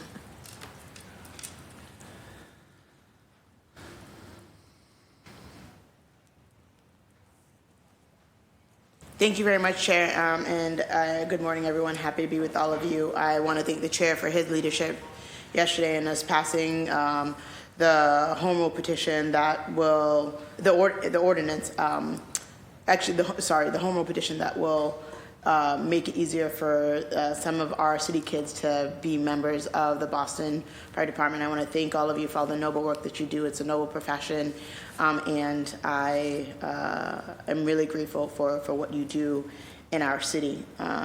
I don't know if anyone has asked a question about bathrooms in the firehouses, especially when it comes, if that's been asked and answered. Yeah, I brought it up. You brought it up. Well, they asked me if there were facilities for women, and every bathroom was retrofitted, I would say 20 years ago, to be single-use bathrooms. Yeah. And there was a decree called the Hanskin Decree, and a lawsuit was brought by a female firefighter. So they determined each firehouse has one bathroom that should be for women. So when the woman is working, she gets a tag that says women, and nobody can go in there. Okay. So, yeah, we do make provisions for that. That's great, because I was also going to ask, we want to make sure that bathrooms are welcoming spaces for women, but as we as a city are trying to get into how do we make bathrooms welcoming for everyone and just remove gender barriers where we can and make them open to all gender identities, I want to make sure that even one, that is the goal, that we're making them open and accessible to women. In the budget, I see that there is, and we saw this last year too, for employment, we haven't been meeting. It's been, there's $5 million of allocation towards permanent employees that we are consistent underspending. What's happening there? Why aren't we able to meet that employee budget that we have? And should we be allocating that money to something else? Mr. Coyne? Thank you, Councilor. So a lot of the problem that we've been working on is, looking at the positions that are available. I think there's 28 positions that are vacant within the city Boston Fire Department as of this moment, and a lot of them do not provide the wage that would allow somebody to live comfortably within the city of Boston. Are these mostly the civilian positions? Firefighter positions, the salary in that group of firefighters is adequate. The problem that we're having, and I think it represents to the $5 million, is that positions, have not been upgraded in many years. So as we've been working, and we've had a lot of success this year, working with OBM and HR to look at each individual job description, upgrade those as necessary. When we're doing that, we're looking at other like positions within the city, whether it's, police, fire, parks, whoever, to make sure that, everybody that is doing a similar job is being paid in accordance with, a wage across the city platform. Does the understaffing in those areas, does that cause you to lean on outside contracting for any other, more so than, like, I remember when we were at this hearing last year, I think that we should be in all areas trying to decrease for contractual spending and having more of it done in-house, like your plumbers, your, other things that are needed within the department. Do you see because we're understaffed in those areas that we're spending more in contractual services as a result? That's definitely the case. So right now we have, I think, 2 plumber positions open. They're probably the same from last year. One of them is. One of them is a new yeah. position. Mm-hmm. An HVAC technician Mm-hmm. and a carpenter. So the work that we're doing right now is with, our own HR within the Boston Fire Department, the Office of Budget Management here, and HR at City Hall to look at those positions. And with those cases in particular, because they are union-driven outside of the city, the carpenters union, Mm-hmm. the plumbers union, we're trying to line up those positions Yeah. to match, Yeah. What you would get if you were working for a local 12, or, Yeah. so we're making some progress. It's very slow to get through this, as, I think everybody in this room knows. Mm-hmm. So we're continuing to work at it, and hopefully we will get, some support to fund these positions, to lessen the burden that we have on contracted services. The commissioner mentioned earlier, the buildings themselves are very old. We're grateful that there's a number of, firehouses that are in the capital plan over the next several years to be replaced, but the existing firehouses, headquarters, and some of the other locations that the fire department staffs right now are really, very old buildings, have had a lot of deferred maintenance over the years, and we're spending a lot of money to keep them up, especially, certainly we're in the middle of, switching over from heating to cooling right now. So I know we're spending a lot of money with, cooling consultants coming in to making sure that, the firehouses and other areas within the city will have the, cooling necessary for the rest of the year. Something we're looking at all the time. Awesome, thank you. Mr. Chairman, how much time do I have? 3 minutes. Okay, great. Two more questions. One is, and thank you, because the unions, I was like, why we should be working with the unions. I'm not sure how many years of experience, but then I also know the residency requirement, and so that's a whole big thing. But so I appreciate the work. I think probably like how many years of service are we requiring people? I think that's something that we should look into. But thank you for that answer. I want to sort of know about the allocation, and I think there's some discussion about this, of our firehouses and of our firefighters relative to where the fires are actually happening. And I want to, I have some colleagues here, Councilor Worrell, Councilor Coletta, Councilor Flynn, who recently had fires in their district that they responded to. Do we have the right distribution of resources based on the types of homes that experience the disproportionate number of fires that we see in the city, and where we have our firehouses and where we're, because I think like you could segment this into 2 conversations. One is that the need is just based on population, right? Which is why I agree there's some great plans in the capital budget where we're going to be doing some work and having new firehouses. But is that tracking not just population? Because we're seeing some of the newer buildings less likely to have some of the to experience fires, or is it based on sort of where we see a certain model or type of home that is more prone to having a fire? Well, the firehouses have been the same for 100 years, same locations. I don't think we're oversaturated in any area. If you talk about new buildings downtown, there's not that many firehouses downtown. There's a big one, and then there's one on Cambridge Street. Your areas of concern are East Boston, Roxbury and Dorchester, Mattapan, really good firehouses there, and they're really professional. They do all the work, not all the work, but they do a large percentage of the fires, and they do it well, and their response time is good. I think the rest of the city, if something big happens on a outskirts neighborhood, if you will, that is has a boundary of another town. Like I said, Everett doesn't have that big a fire department, so they couldn't help us. And isolated areas like East Boston, Charlestown, High Park, Brighton, those areas are the ones. Do we ever help them? What's that? Do we ever help them? Everett? Always, Always. yeah, we do. Yeah, especially with our specialties. Tech rescue, we had a person trapped in a combine over there probably last year that we went over and took care of it because we have the training and the tools. These smaller towns do not.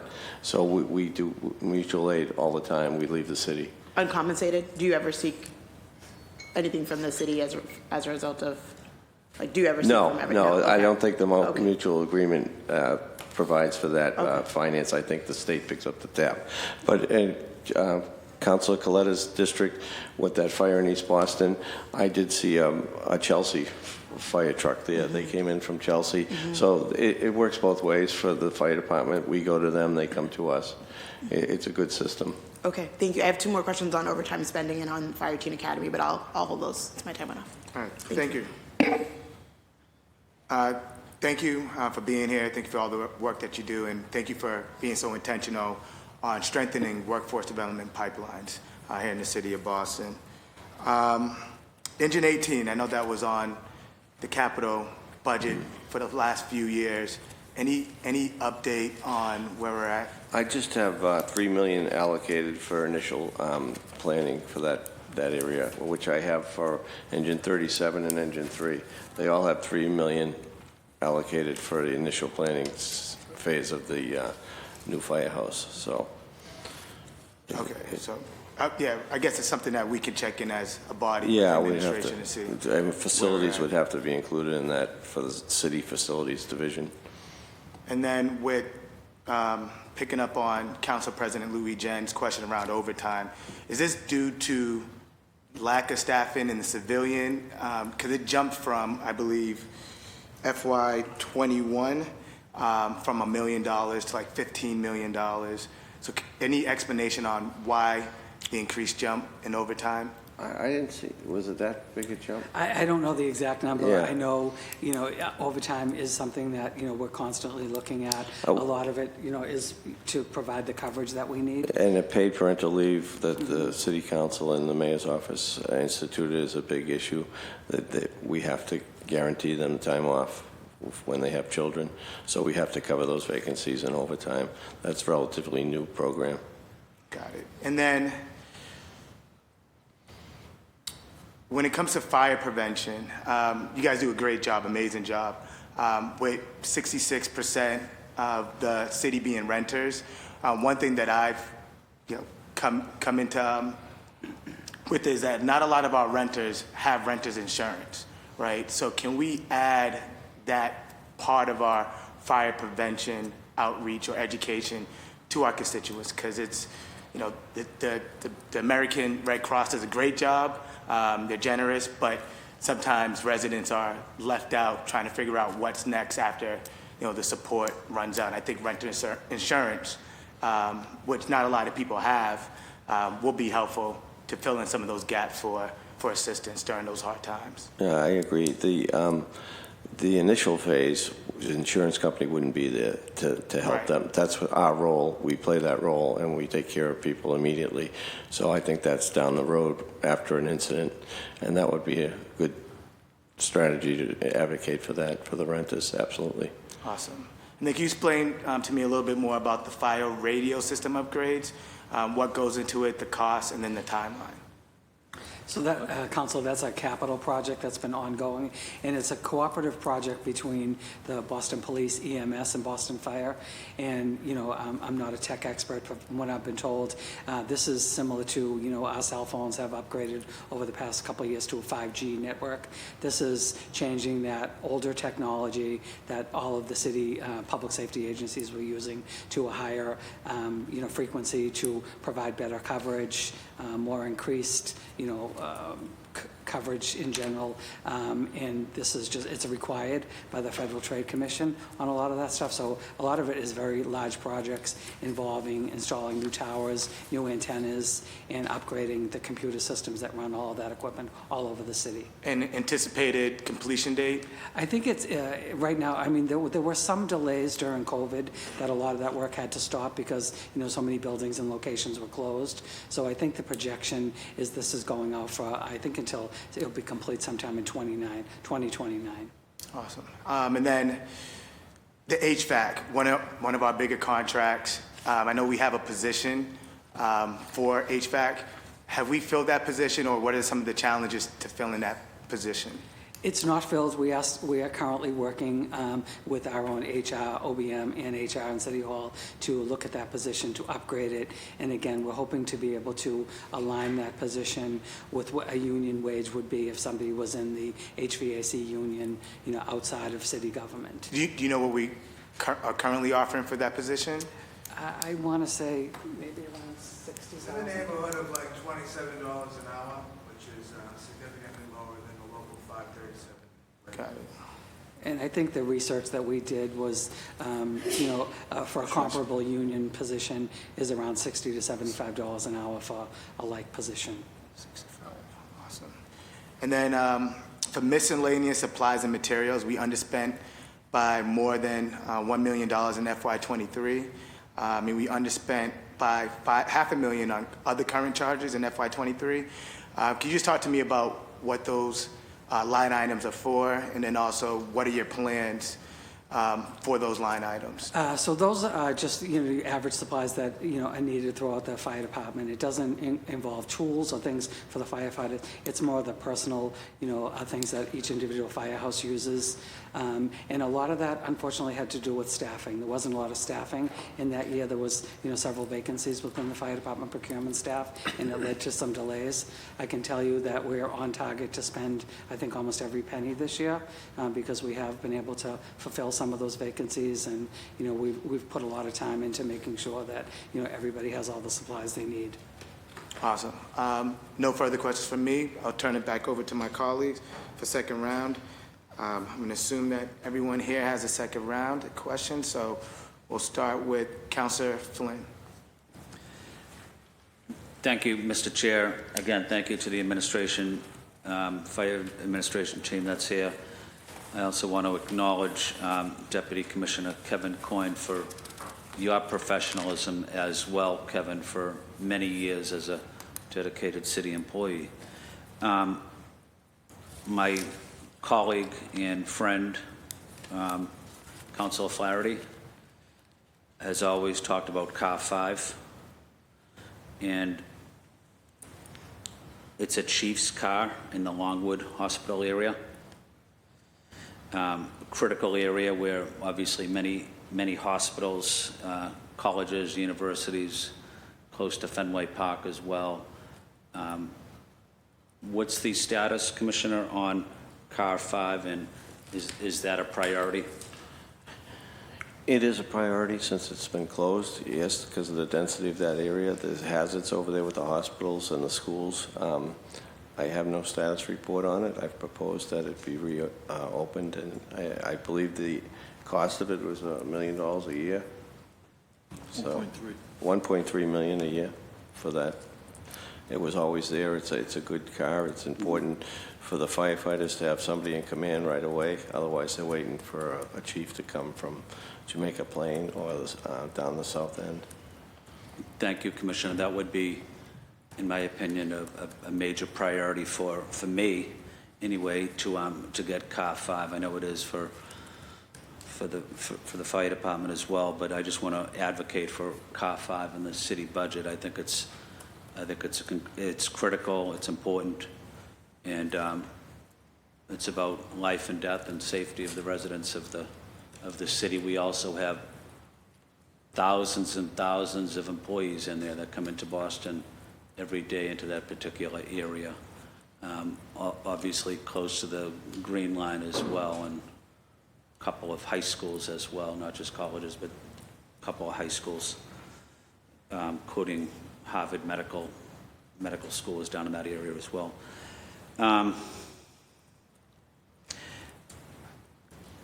Commissioner, what's the status of the potential firehouses in the south end? Harrison Avenue, I know, Tremont Street, just outside of, on the border of the south end in Roxbury there, that I share with Councilor Fernandez-Anderson and Councilor Fitzgerald. But what's the status, how are we doing on Harrison Avenue and Tremont Street as well? Tremont Street, there's no plans for Tremont Street. Harrison Avenue's plans to replace it. And again, that was $3 million allocated for that, along with Engine 37 and Huntington Ave and Engine 18. So we're in the initial stages of that. $3 million, Engine 3, Engine 37, and Engine 18. So hopefully we can expedite that.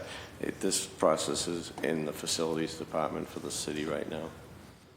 The Tremont Street firehouse is very old, isn't it? It's not that old. It's not as old in comparison to the other ones. Okay. You know. Harrison Avenue, definitely. That's old. That's The very 40s, old. That was built in the 40s, and it has some structural issues. Right. Yeah. I know it's leaking from the roof and going on to the sides Yeah, there. there was. I sent engineers out to look at the crack in the wall. They said it's not to be worried about, but it's something that the building should be replaced. We replaced windows probably 3 or 4 times in that building. It's an old building. It should be replaced.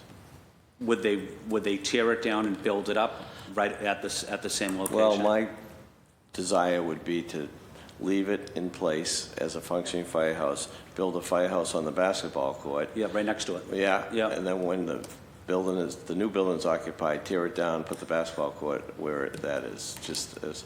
And I always wanted to do a windmill to power electricity for that and the police station next door. I thought that would be good for the environment.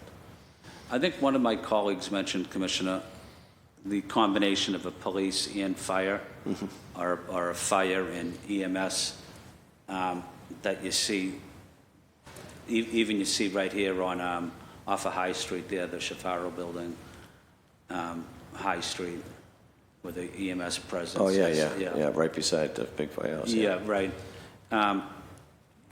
But wouldn't it have been a great idea if we were able to partner with the police on Harrison Avenue, right next door to the fire station, but have a police, maybe just thinking out loud, a police and fire station right at that 600 block of Harrison? I wouldn't be opposed to that. That would be something to look at. I know a couple of my colleagues mentioned staffing at firehouses, minimum staffing. How are we doing on that, Commissioner? What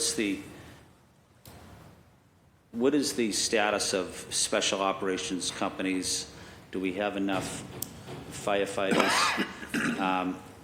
And especially our busiest firehouses across the city. Do we have enough manning levels there? I think we do. I spoke to it earlier that if there's a shortage, we would move firefighters from other parts of the city for any given shift to make sure that we have adequate staffing in every firehouse. That's what's done every day. There's the deputy chief in the 2 divisions. They compare each other's numbers and see who has extras, move them to here for the next day. It's a good system. It works. So would the firefighter go to their particular place of employment, place of work, their firehouse, and then be told, you have to go over to this part of the city? That's correct. They call it detailed. They're being detailed to another fire station. Okay. Yeah. And how is that process? Is it a smooth process in terms of? It works. The Yeah. day before, you usually know it. You could notify that person the night before. Sick leave calls come in the morning, so that makes it a little more difficult. If somebody calls in sick, then you have to get somebody else. Or you could hire, that's one of the reasons for the higher overtime budget. So if somebody's missing in that firehouse, you could hire overtime if you didn't have any extra bodies in any other firehouse. Is that process done by a verbal order, or is it done by, you get a written document saying, you know, you need to go over to this firehouse in Jamaica? No, it's verbal. It's verbal? Yeah. Okay. And that process is pretty smooth? Yeah, it's the deputies are in charge of it, and they log it on paper, so everybody knows who's who and where they're going. At all times, do we have the necessary minimum manning levels at every firehouse for every shift? We do. Has there ever been a situation where we didn't have enough? No, if it ever arises, I will mandatory not let anybody go home. They would be forced to stay there. It has not happened in my watch. Okay, that's good to know. You can do one more question. Okay.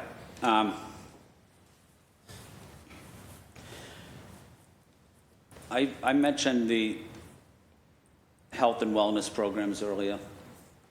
What does this budget do for the health and wellness of firefighters and their families? What is your priority going forward as it relates to this budget, and anything unique that you're trying to work on?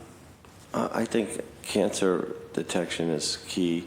There's a lot of different advances in medicine that come up with new ways to detect cancer, so we have to stay on top of it. We consult with doctors. We have skincare clinics, because skincare is a big problem with cancer. So we're trying to stay on top of it. I think our safety and health and wellness budget increased by less than $1 million. Council, we're actually right now in active conversations with Mass General and Beth Israel to provide some additional support for safety, health, and wellness. Mass General is going to provide some cancer type work for us, and Beth Israel is looking at some other preventative screening type things like that. We're also working with some federal partners on a grant that we may have access to in the next year or so to be able to fund some of this work that's being done. In addition to that, the department has a dietitian on staff. They have, personal trainers that go out and provide, the training services for the firefighters. They also offer that services to the civilians within the department, and there are a lot of people that take advantage of that. So it is really on the forefront of the safety, health, and wellness team, the cancer, cardiac, just in general, overall, personal health and wellness, and also the employee assistance program plays an integral part in that as well. Yeah, thank you for mentioning, Kevin, the employee assistance program. I know some of the, Brian Need works down there. He does a terrific job, very professional. Want to highlight their important work, their important role. My final question, Commissioner, I know you mentioned doctor's appointments with dermatology and skin. And for some reason at the VA, the most difficult appointment to get at the VA is dermatology, for many reasons. That's where I go at the VA. But in the civilian world, is it difficult for a firefighter to get an appointment for dermatology? Do they have to wait 6 months or 8 months, or is there a program that firefighters can get an appointment and be seen within a month or so? Well, we do have a clinic, a skin cancer clinic, and that takes place twice a year, and doctors volunteer. They come to the headquarters, and we send every fire truck in, and they come and check them out, anybody willing that wants to. I do believe there's a program now. One of the firefighters has cancer, and he started a program, was it Dana-Farber? I think it's with Dana-Farber, that if any firefighter has any indication of cancer, he has to be seen within 24 hours. That's a program at Dana-Farber, which we're really grateful for. So we're looking at all these avenues to make sure that it's caught soon and treated fast. And those two... Thank you, Councilor Flynn. One quick question? May I give you 2 quick questions? Okay. Thank you. Councilor Fernandez-Anderson, the floor is yours. Thank you, Mr. Chair. Can the department provide an overview of the proposed initiatives specific to enhancements for upcoming fiscal year, and how these initiatives align with department strategies, objectives, and community needs? Anything new that would Well, make Chief Marshall enhancements? could talk to the smoke detector program that they just instituted, right? Good morning, Councilor. Morning. Yes, in conjunction with the Red Cross, Fire Prevention Division, like the Commissioner alluded to earlier, went out and they're providing smoke detectors to the community. They canvassed the Mattapan, Roxbury, and Dorchester areas for the last 6 months to see the interest in that. And again, they provided smoke detectors to anybody that needed it. And our fire prevention education person, Mr. Hank Perkins, he has instituted a new program within the department where if during the course of an emergency the department responds to and they find out that the person doesn't have a smoke detector, we will then follow up with that resident and put the smoke detector in, and if there's any other services that are needed, that they see that is needed at that residence, they will put that person in touch with the correct people to get them the assistance they need. Awesome. Thank you so much. Anything else? Any other initiatives? Can I just say there's a program for additional dwelling units? I don't know if you're aware of that, whereas people want to keep their parents in their household, they can add on to the back of their house. We've been involved in that for fire prevention rules. We've kind of altered the rules so to make it easier for these individuals to create these additional dwelling units, and we're expediting the permitting process. It seems to be a very successful program to keep people in the city and keep parents with their children. Sounds great. Thank you for that partnership. What measures are in place within the budget to ensure the effective allocation and utilization of resources, including monitoring and evaluating mechanisms to assess the impact of budgetary expenditures on departmental outcomes and service delivery? Do you have any metrics? Do you have any way of saying we're evaluating this, we're doing a better job? Our firemen are they are respected in terms of pay. How are we measuring progress or effective implementation?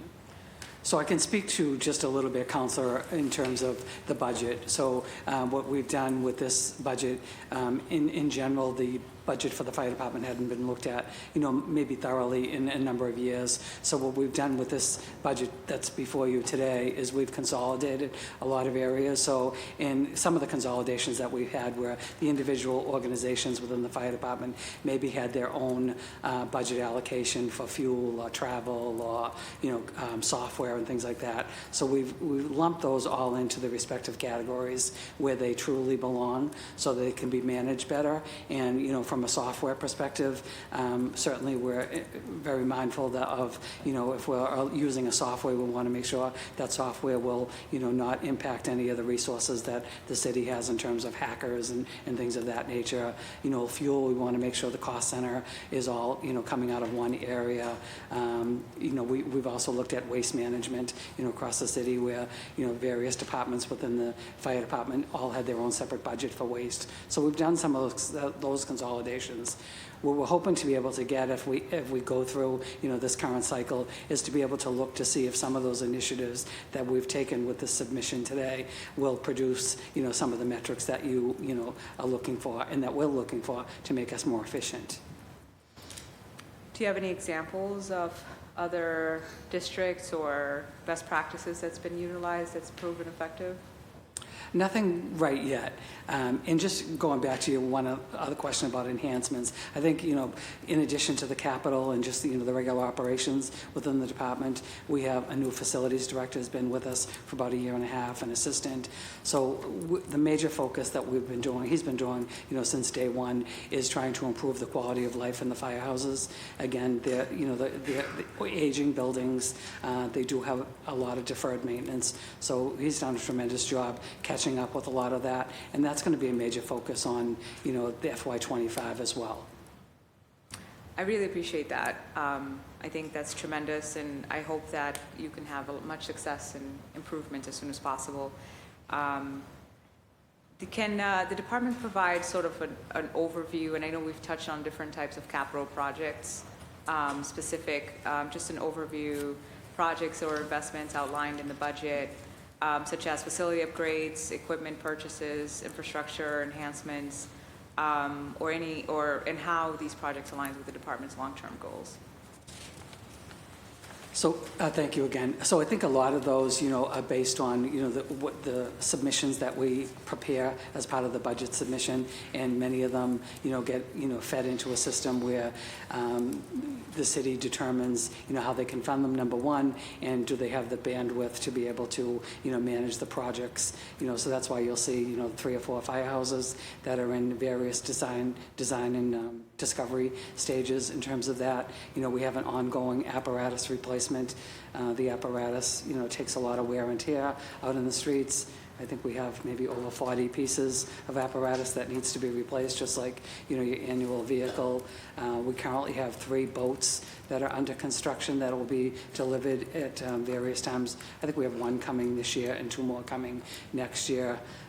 We're also looking at, the existing, vehicles that we have, making sure that we're utilizing those and not spending a lot of money on very old vehicles. So we're trying to approach a replacement plan for vehicles and trying to apply that on boats and other things that we're working on.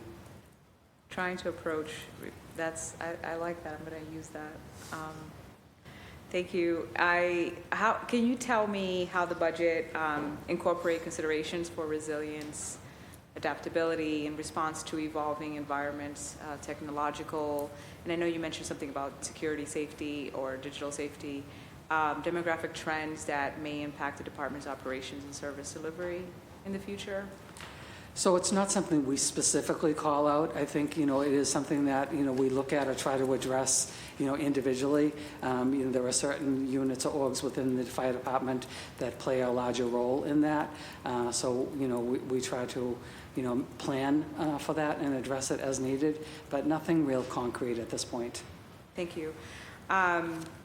Something that's been concerning me is seeing a lot of emergency vehicles stuck in our streets, especially in my district. With all of the infrastructure changes and the street changes and those bike lanes and I don't even know what those called, those poles thing that's stuck on the ground. Can you perhaps just shed light on, just how we can make it more accessible, or your plans to working with the administration and working on this?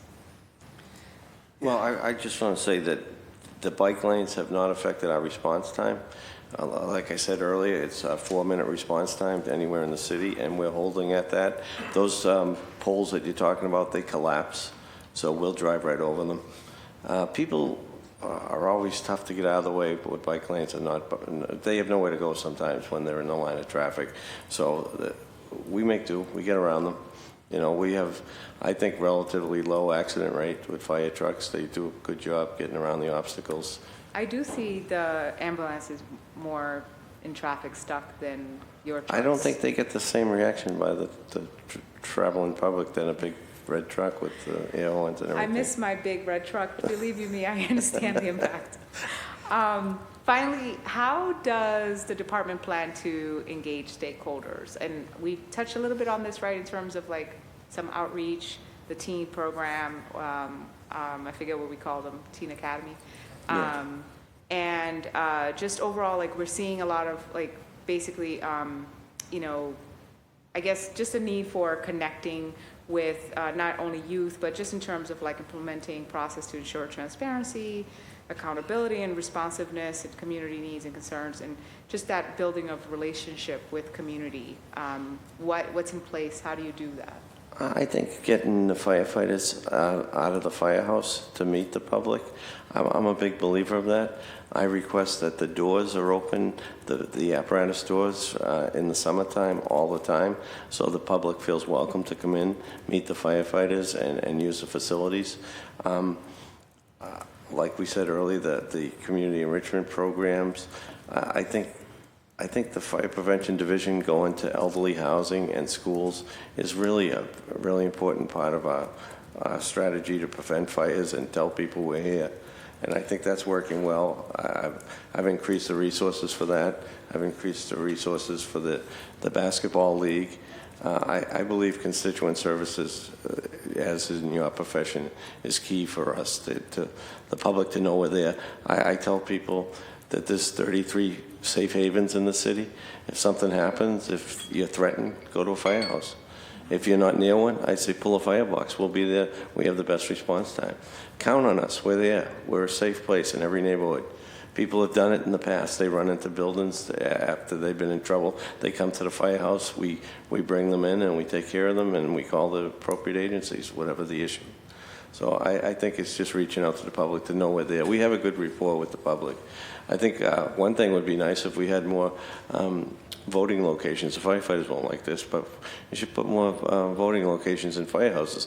When we were younger, every firehouse you had to go and vote, and it was a great day. We got to meet all the election workers. The public came in, they'd hang around with us, we'd have coffee and donuts with them. Now we only have one firehouse that you vote at. So I'd like to see more voting locations at firehouses. Thank you so much. A comment, if I may. Yeah. Thank you, Mr. Chair. I think you guys are wonderful. I think you guys do amazing work. Who would fight firefighters, right? Especially like if you need money, like you guys save lives and you protect people. This conversation has been, I think, a really fruitful one. I look forward to advocating. It sounds like your budget is okay, but open for any type of advocacy opportunities that you guys may suggest. Thank you so much. I do have to go to a meeting. Thank you. Thank you. The council's always been supportive of our department, and we do appreciate that if we don't say it enough. Thank you for your support. All right. Thank you. Thank you. Thank you, Mr. Chair. Thank you. Vice Chair Pepin, the floor is yours. Thank you, Chair. Again, thank you so much for being here. I'm very grateful that my colleagues have also asked a lot of the questions that I had, so thank you to them as well. I have a clarifying question. One of you said that when you flyer, you don't tend to have the flyerings translated in other languages. Is that correct?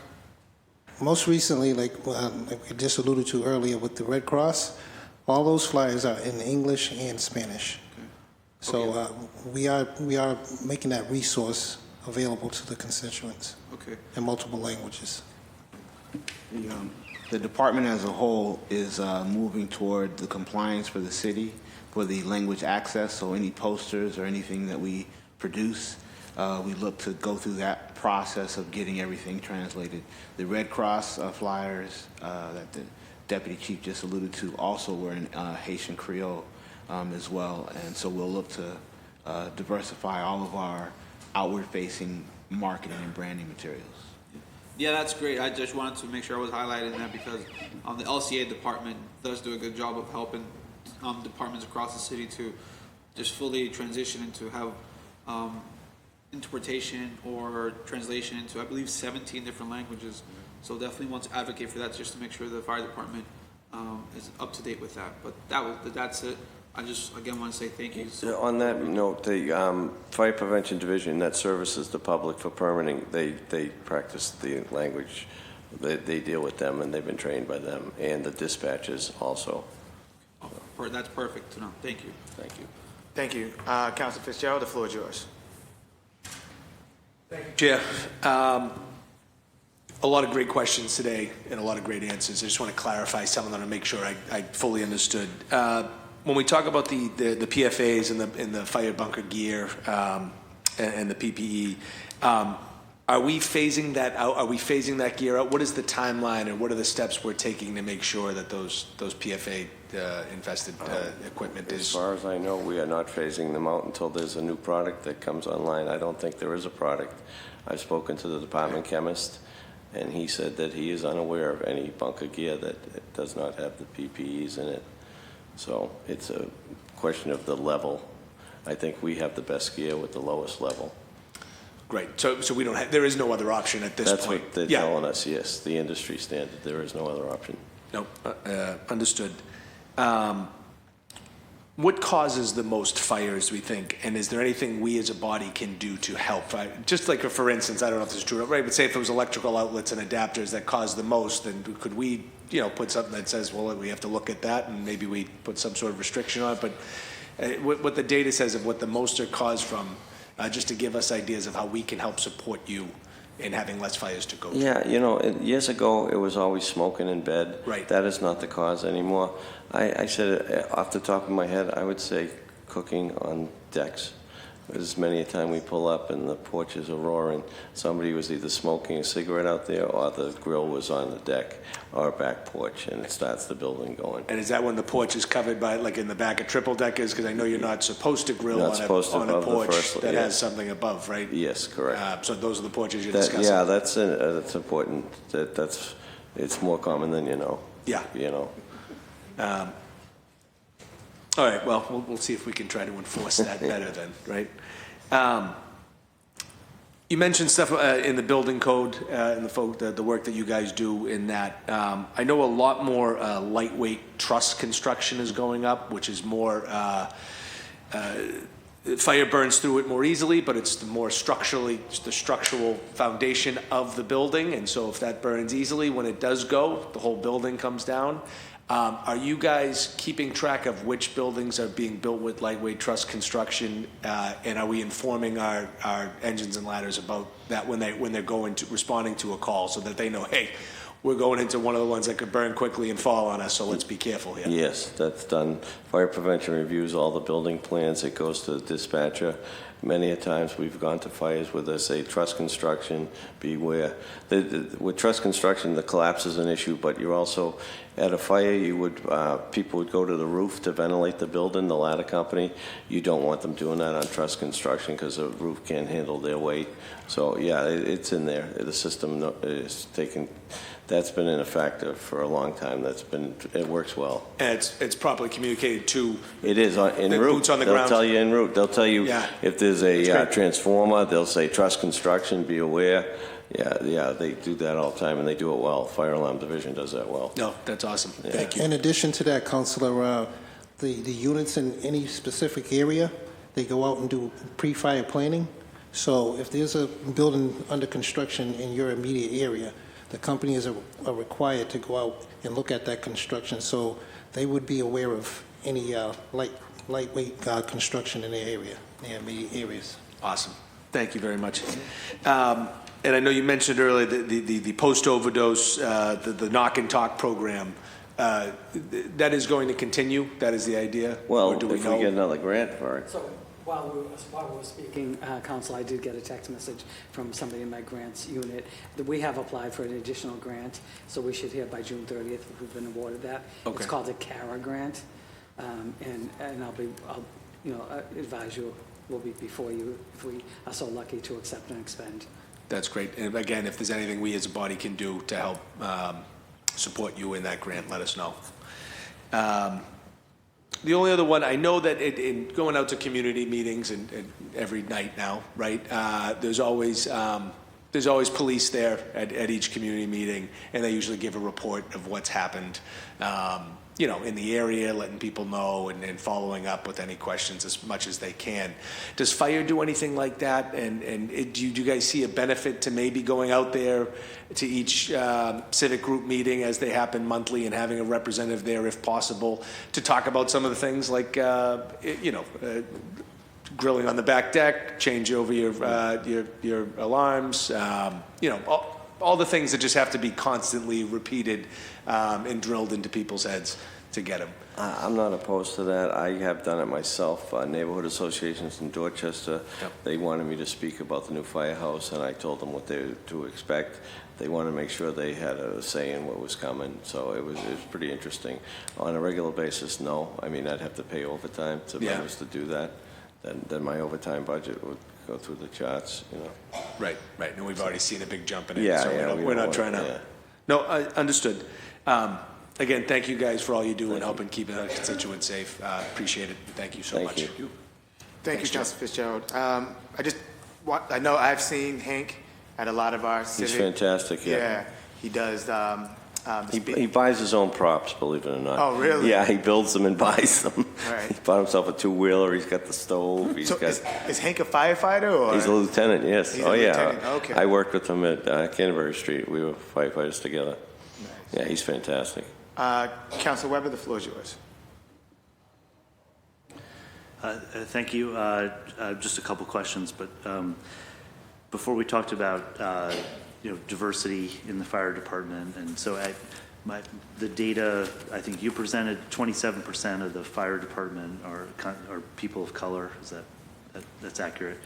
But then what happens to people of color once they get into the fire department in terms of your supervisors? Do you know what percentage of the supervisory ranks, lieutenants, captains, are people of color? They are, yes. They take the exam like everybody else, and they become supervisors. Everybody tends to get along. Chief marshals are the highest rank there is. We have, based on the percentage, I'm sure we have a good percentage of people of color in the ranks. Do you have numbers on that? Because I didn't see that. We don't have anything today, but we can provide that to you later today. Okay. Yeah, I mean, I saw in the police department, there was much lower percentages at the supervisory ranks than, at the sort of. We don't look at race, to be honest with you. When I say that, when we're studying for exams, I mean, he's a competitor. I was competing against him. Everybody, it doesn't matter who you are. You're smart, so it's a competitive thing to get promoted, and everybody competes on the same level. And are you giving a written exam? Yes. Is there any other components to it? Your experience grade, your education. Okay, and then you're aware the police promotional exams were challenged, and there were some decisions about adding other components. Are you aware of that? Have you looked into that? Yeah, that kind of spilled over into the fire department when that challenge came up. So we actually, in the last, was it the deputies? The chief's exam, we had to actually readjust the exam with these new components in it to, I guess, make it more inclusive, of the population that's taking the test. So from the feedback from the members that have taken it, they seem to think that it's a good thing, a good change that's been implemented, and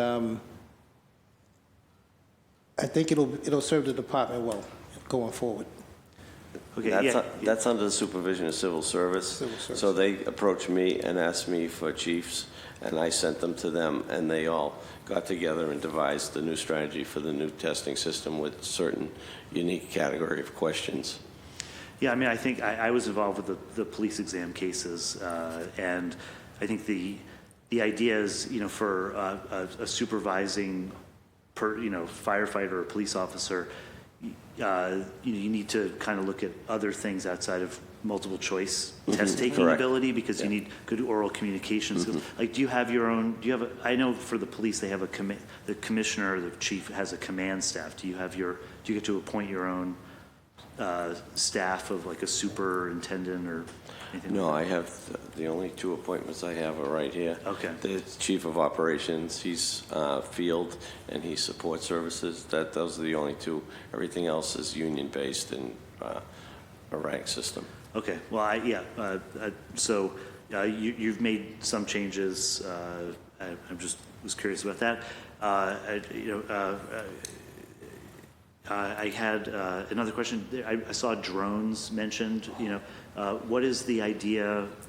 I assume they can increase a lot of, help with the safety of firefighters. What are we spending on drones? What's the future? The drones are a fantastic tool. I can't say enough good things about them. For the incident commander in front of a building, normally he relies on reports from within the building, but nobody can report from above the building. So the drone flies over the building. It has a thermal camera on it. It takes a constant video of where the heat is, where the fire is, so the incident commander can get resources to that part of the building. It plays so many roles. It can look for people in water that maybe went into the harbor or something that are missing. It can be sent into a subway system if there's a chemical terrorist attack. It has unlimited ability to do so many things that firefighters used to do themselves. And then, do you know what we're spending on the drones themselves? I believe were $28,000. I think we have 3 of them. The unit is probably, to staff it, they need a pilot and an observer, and we have that 24 hours a day. I would say the budget is probably $1 million maybe annually. Yeah, well worth it. Yeah, no, it seems like a great tool. It is. And I'm interested to hear any stories you have about in the future, if we can help protect people, especially our firefighters, with drones. Yeah, it seems like a great thing. Lastly, Commissioner, I as a West Roxbury resident, I sorry to put you on the record, but in terms of the road diet in West Roxbury, I'm not. I'm a Rosendale resident. Oh, I okay. am the last house to get the vote for you on South Street, and then it switches to Councilor Pepin. Okay. Yeah. Well, so what's been the impact on your department? Actually, I haven't spoken to them about it. I haven't heard anything negative from the firefighters that respond in that area. Yeah, I haven't. So I know that was one of the concerns, as Councilor Fernandez-Anderson was alluding to, is that emergency vehicles wouldn't be able to get up and down the street. Yeah, I don't think if they've slowed down, it hasn't affected us because I haven't heard that they have. They seem to do all right. That firehouse, they might come out of the firehouse and get on a side street real quick where there is no bike paths.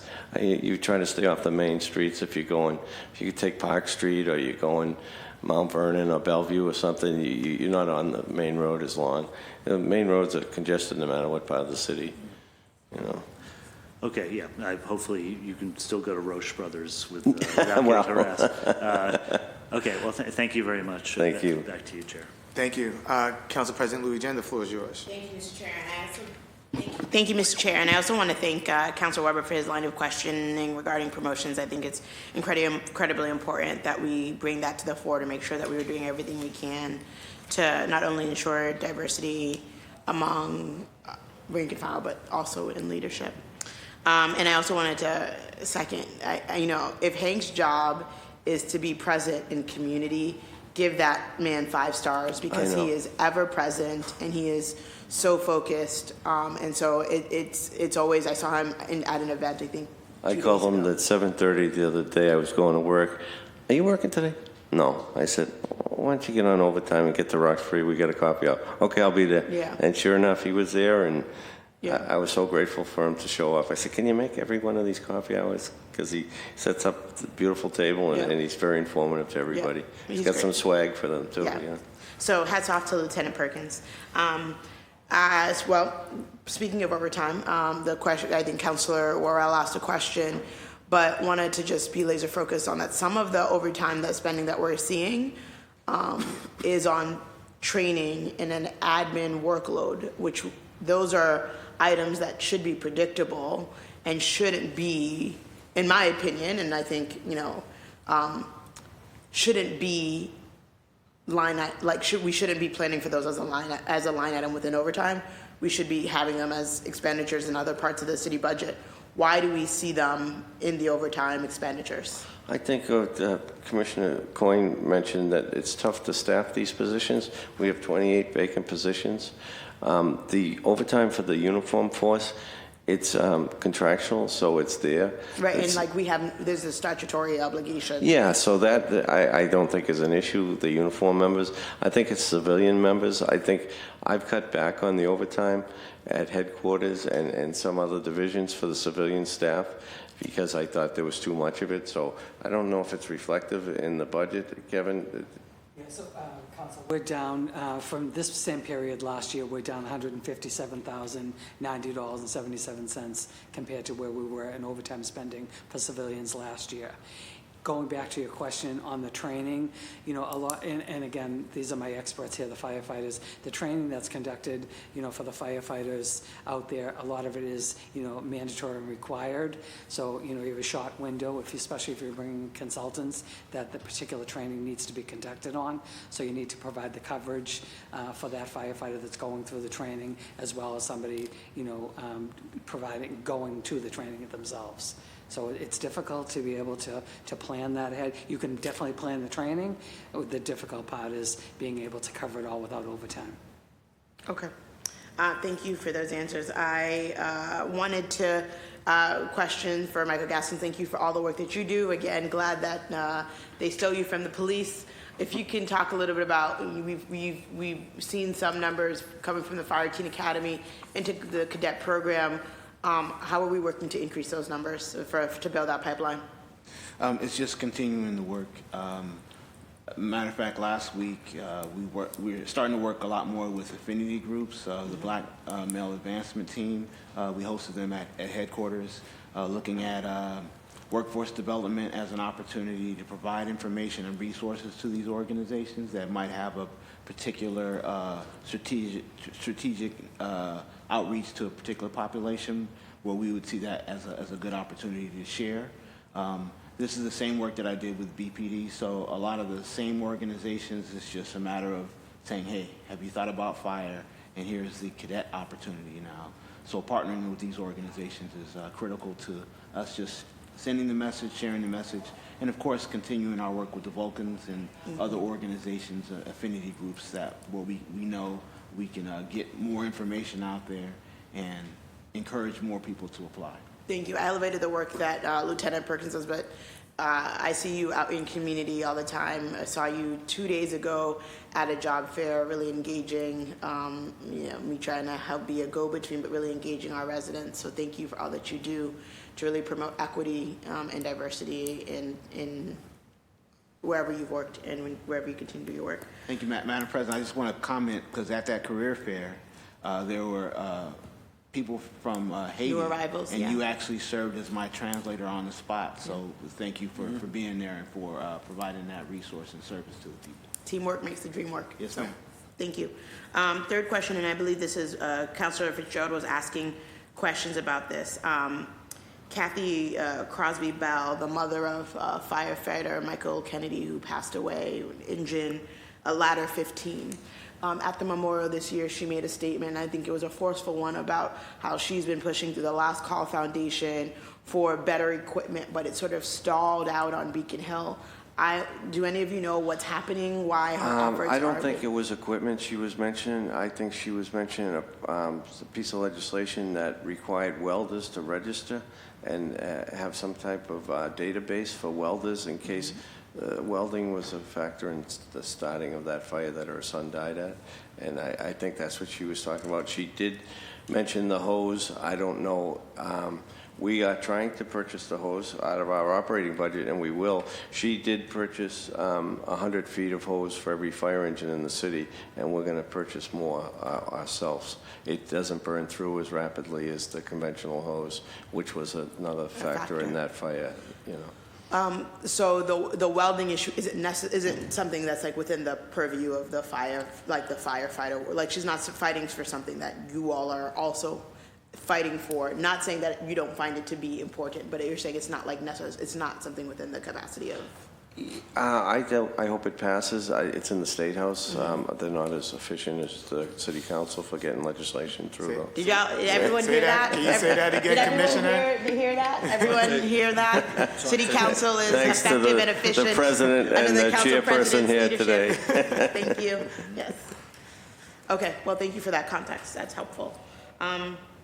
I guess my last question, and it goes back to some of the questions I was asking. You all have been great. I think, Mr. Chair, this may be your first hearing that ends within the 3-hour framework.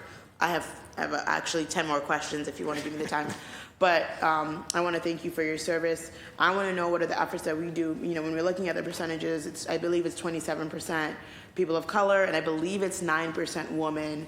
What is the work that we can do so that 25 years from now, the next very effective, that the city council that's very effective and very efficient 25 years from now can be looking at a panel full of women who are here testifying on the budget from our fire department? I think you can speak if you'd like. Yeah, I mean, from the tools that we have, again, we'll continue to do the outreach through our military candidates, making sure that they know that they have a home and a great place to work in the city of Boston.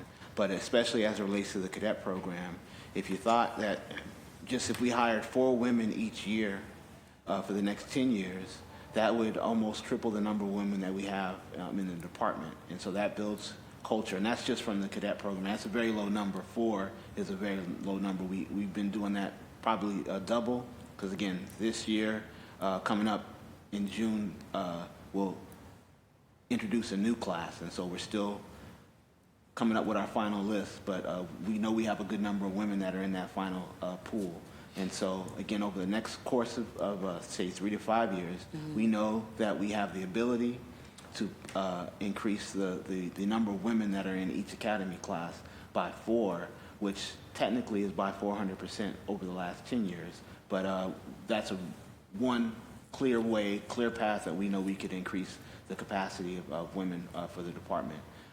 We won't stop just there. We'll still be reaching out to our recruiters, our military personnel, to make sure that we can build capacity there and build partnerships there. But the clear, definitive process that we can have directly our hands on it is through our cadet opportunity. Awesome. Thank you. And, you know, I did the day when you put on all the fire gear and it's heavy, and it's not my calling to be a firefighter. And I know that there are probably barriers, and you know what is an attractive career. So there are those things, but I do think that even with those societal barriers, physical barriers, that we can be and should be increasing our numbers so that we can have a panel full of women one day. So thank you. Thank you, Council President. 2 questions. One on overtime.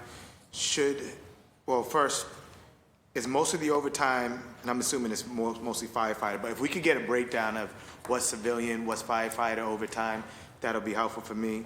And knowing that we have a covering issue, are we thinking about increasing, you know, the amount of firefighters we have on the force to decrease that overtime? No, that's not a consideration at this point, because we do have the coverage for the amount of trucks that are out there. So if we can keep hiring and through attrition, make sure we replace every firefighter that retires, I think we could maintain the staffing level that it is now. Right, but I guess I'm looking at the department overtime, and it's 23 million, 41 million, 36 million, 30 million. Wouldn't we decrease that by just adding more firefighters in the department? We could do that. I guess we could decrease the overtime if we did do that. Yes, that would decrease it. And then the last question is around contracts. I'm a small business owner. I'm always going to be advocating for small businesses and businesses in the city of Boston. We spend $2.5 million to Lion Gear for cleaning bunker gear. They're a Dayton, Ohio company.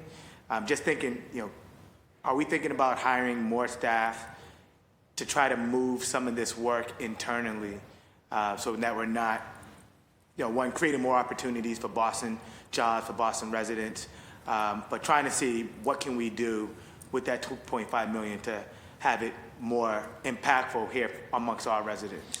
Yeah, I think that the cleaning is done in-house in some cases. So if we had more help to do it in-house, we have 2 industrial-sized machines in the motor squad where the vehicles are, and they do a lot of the cleaning. I think the overflow goes to that private company.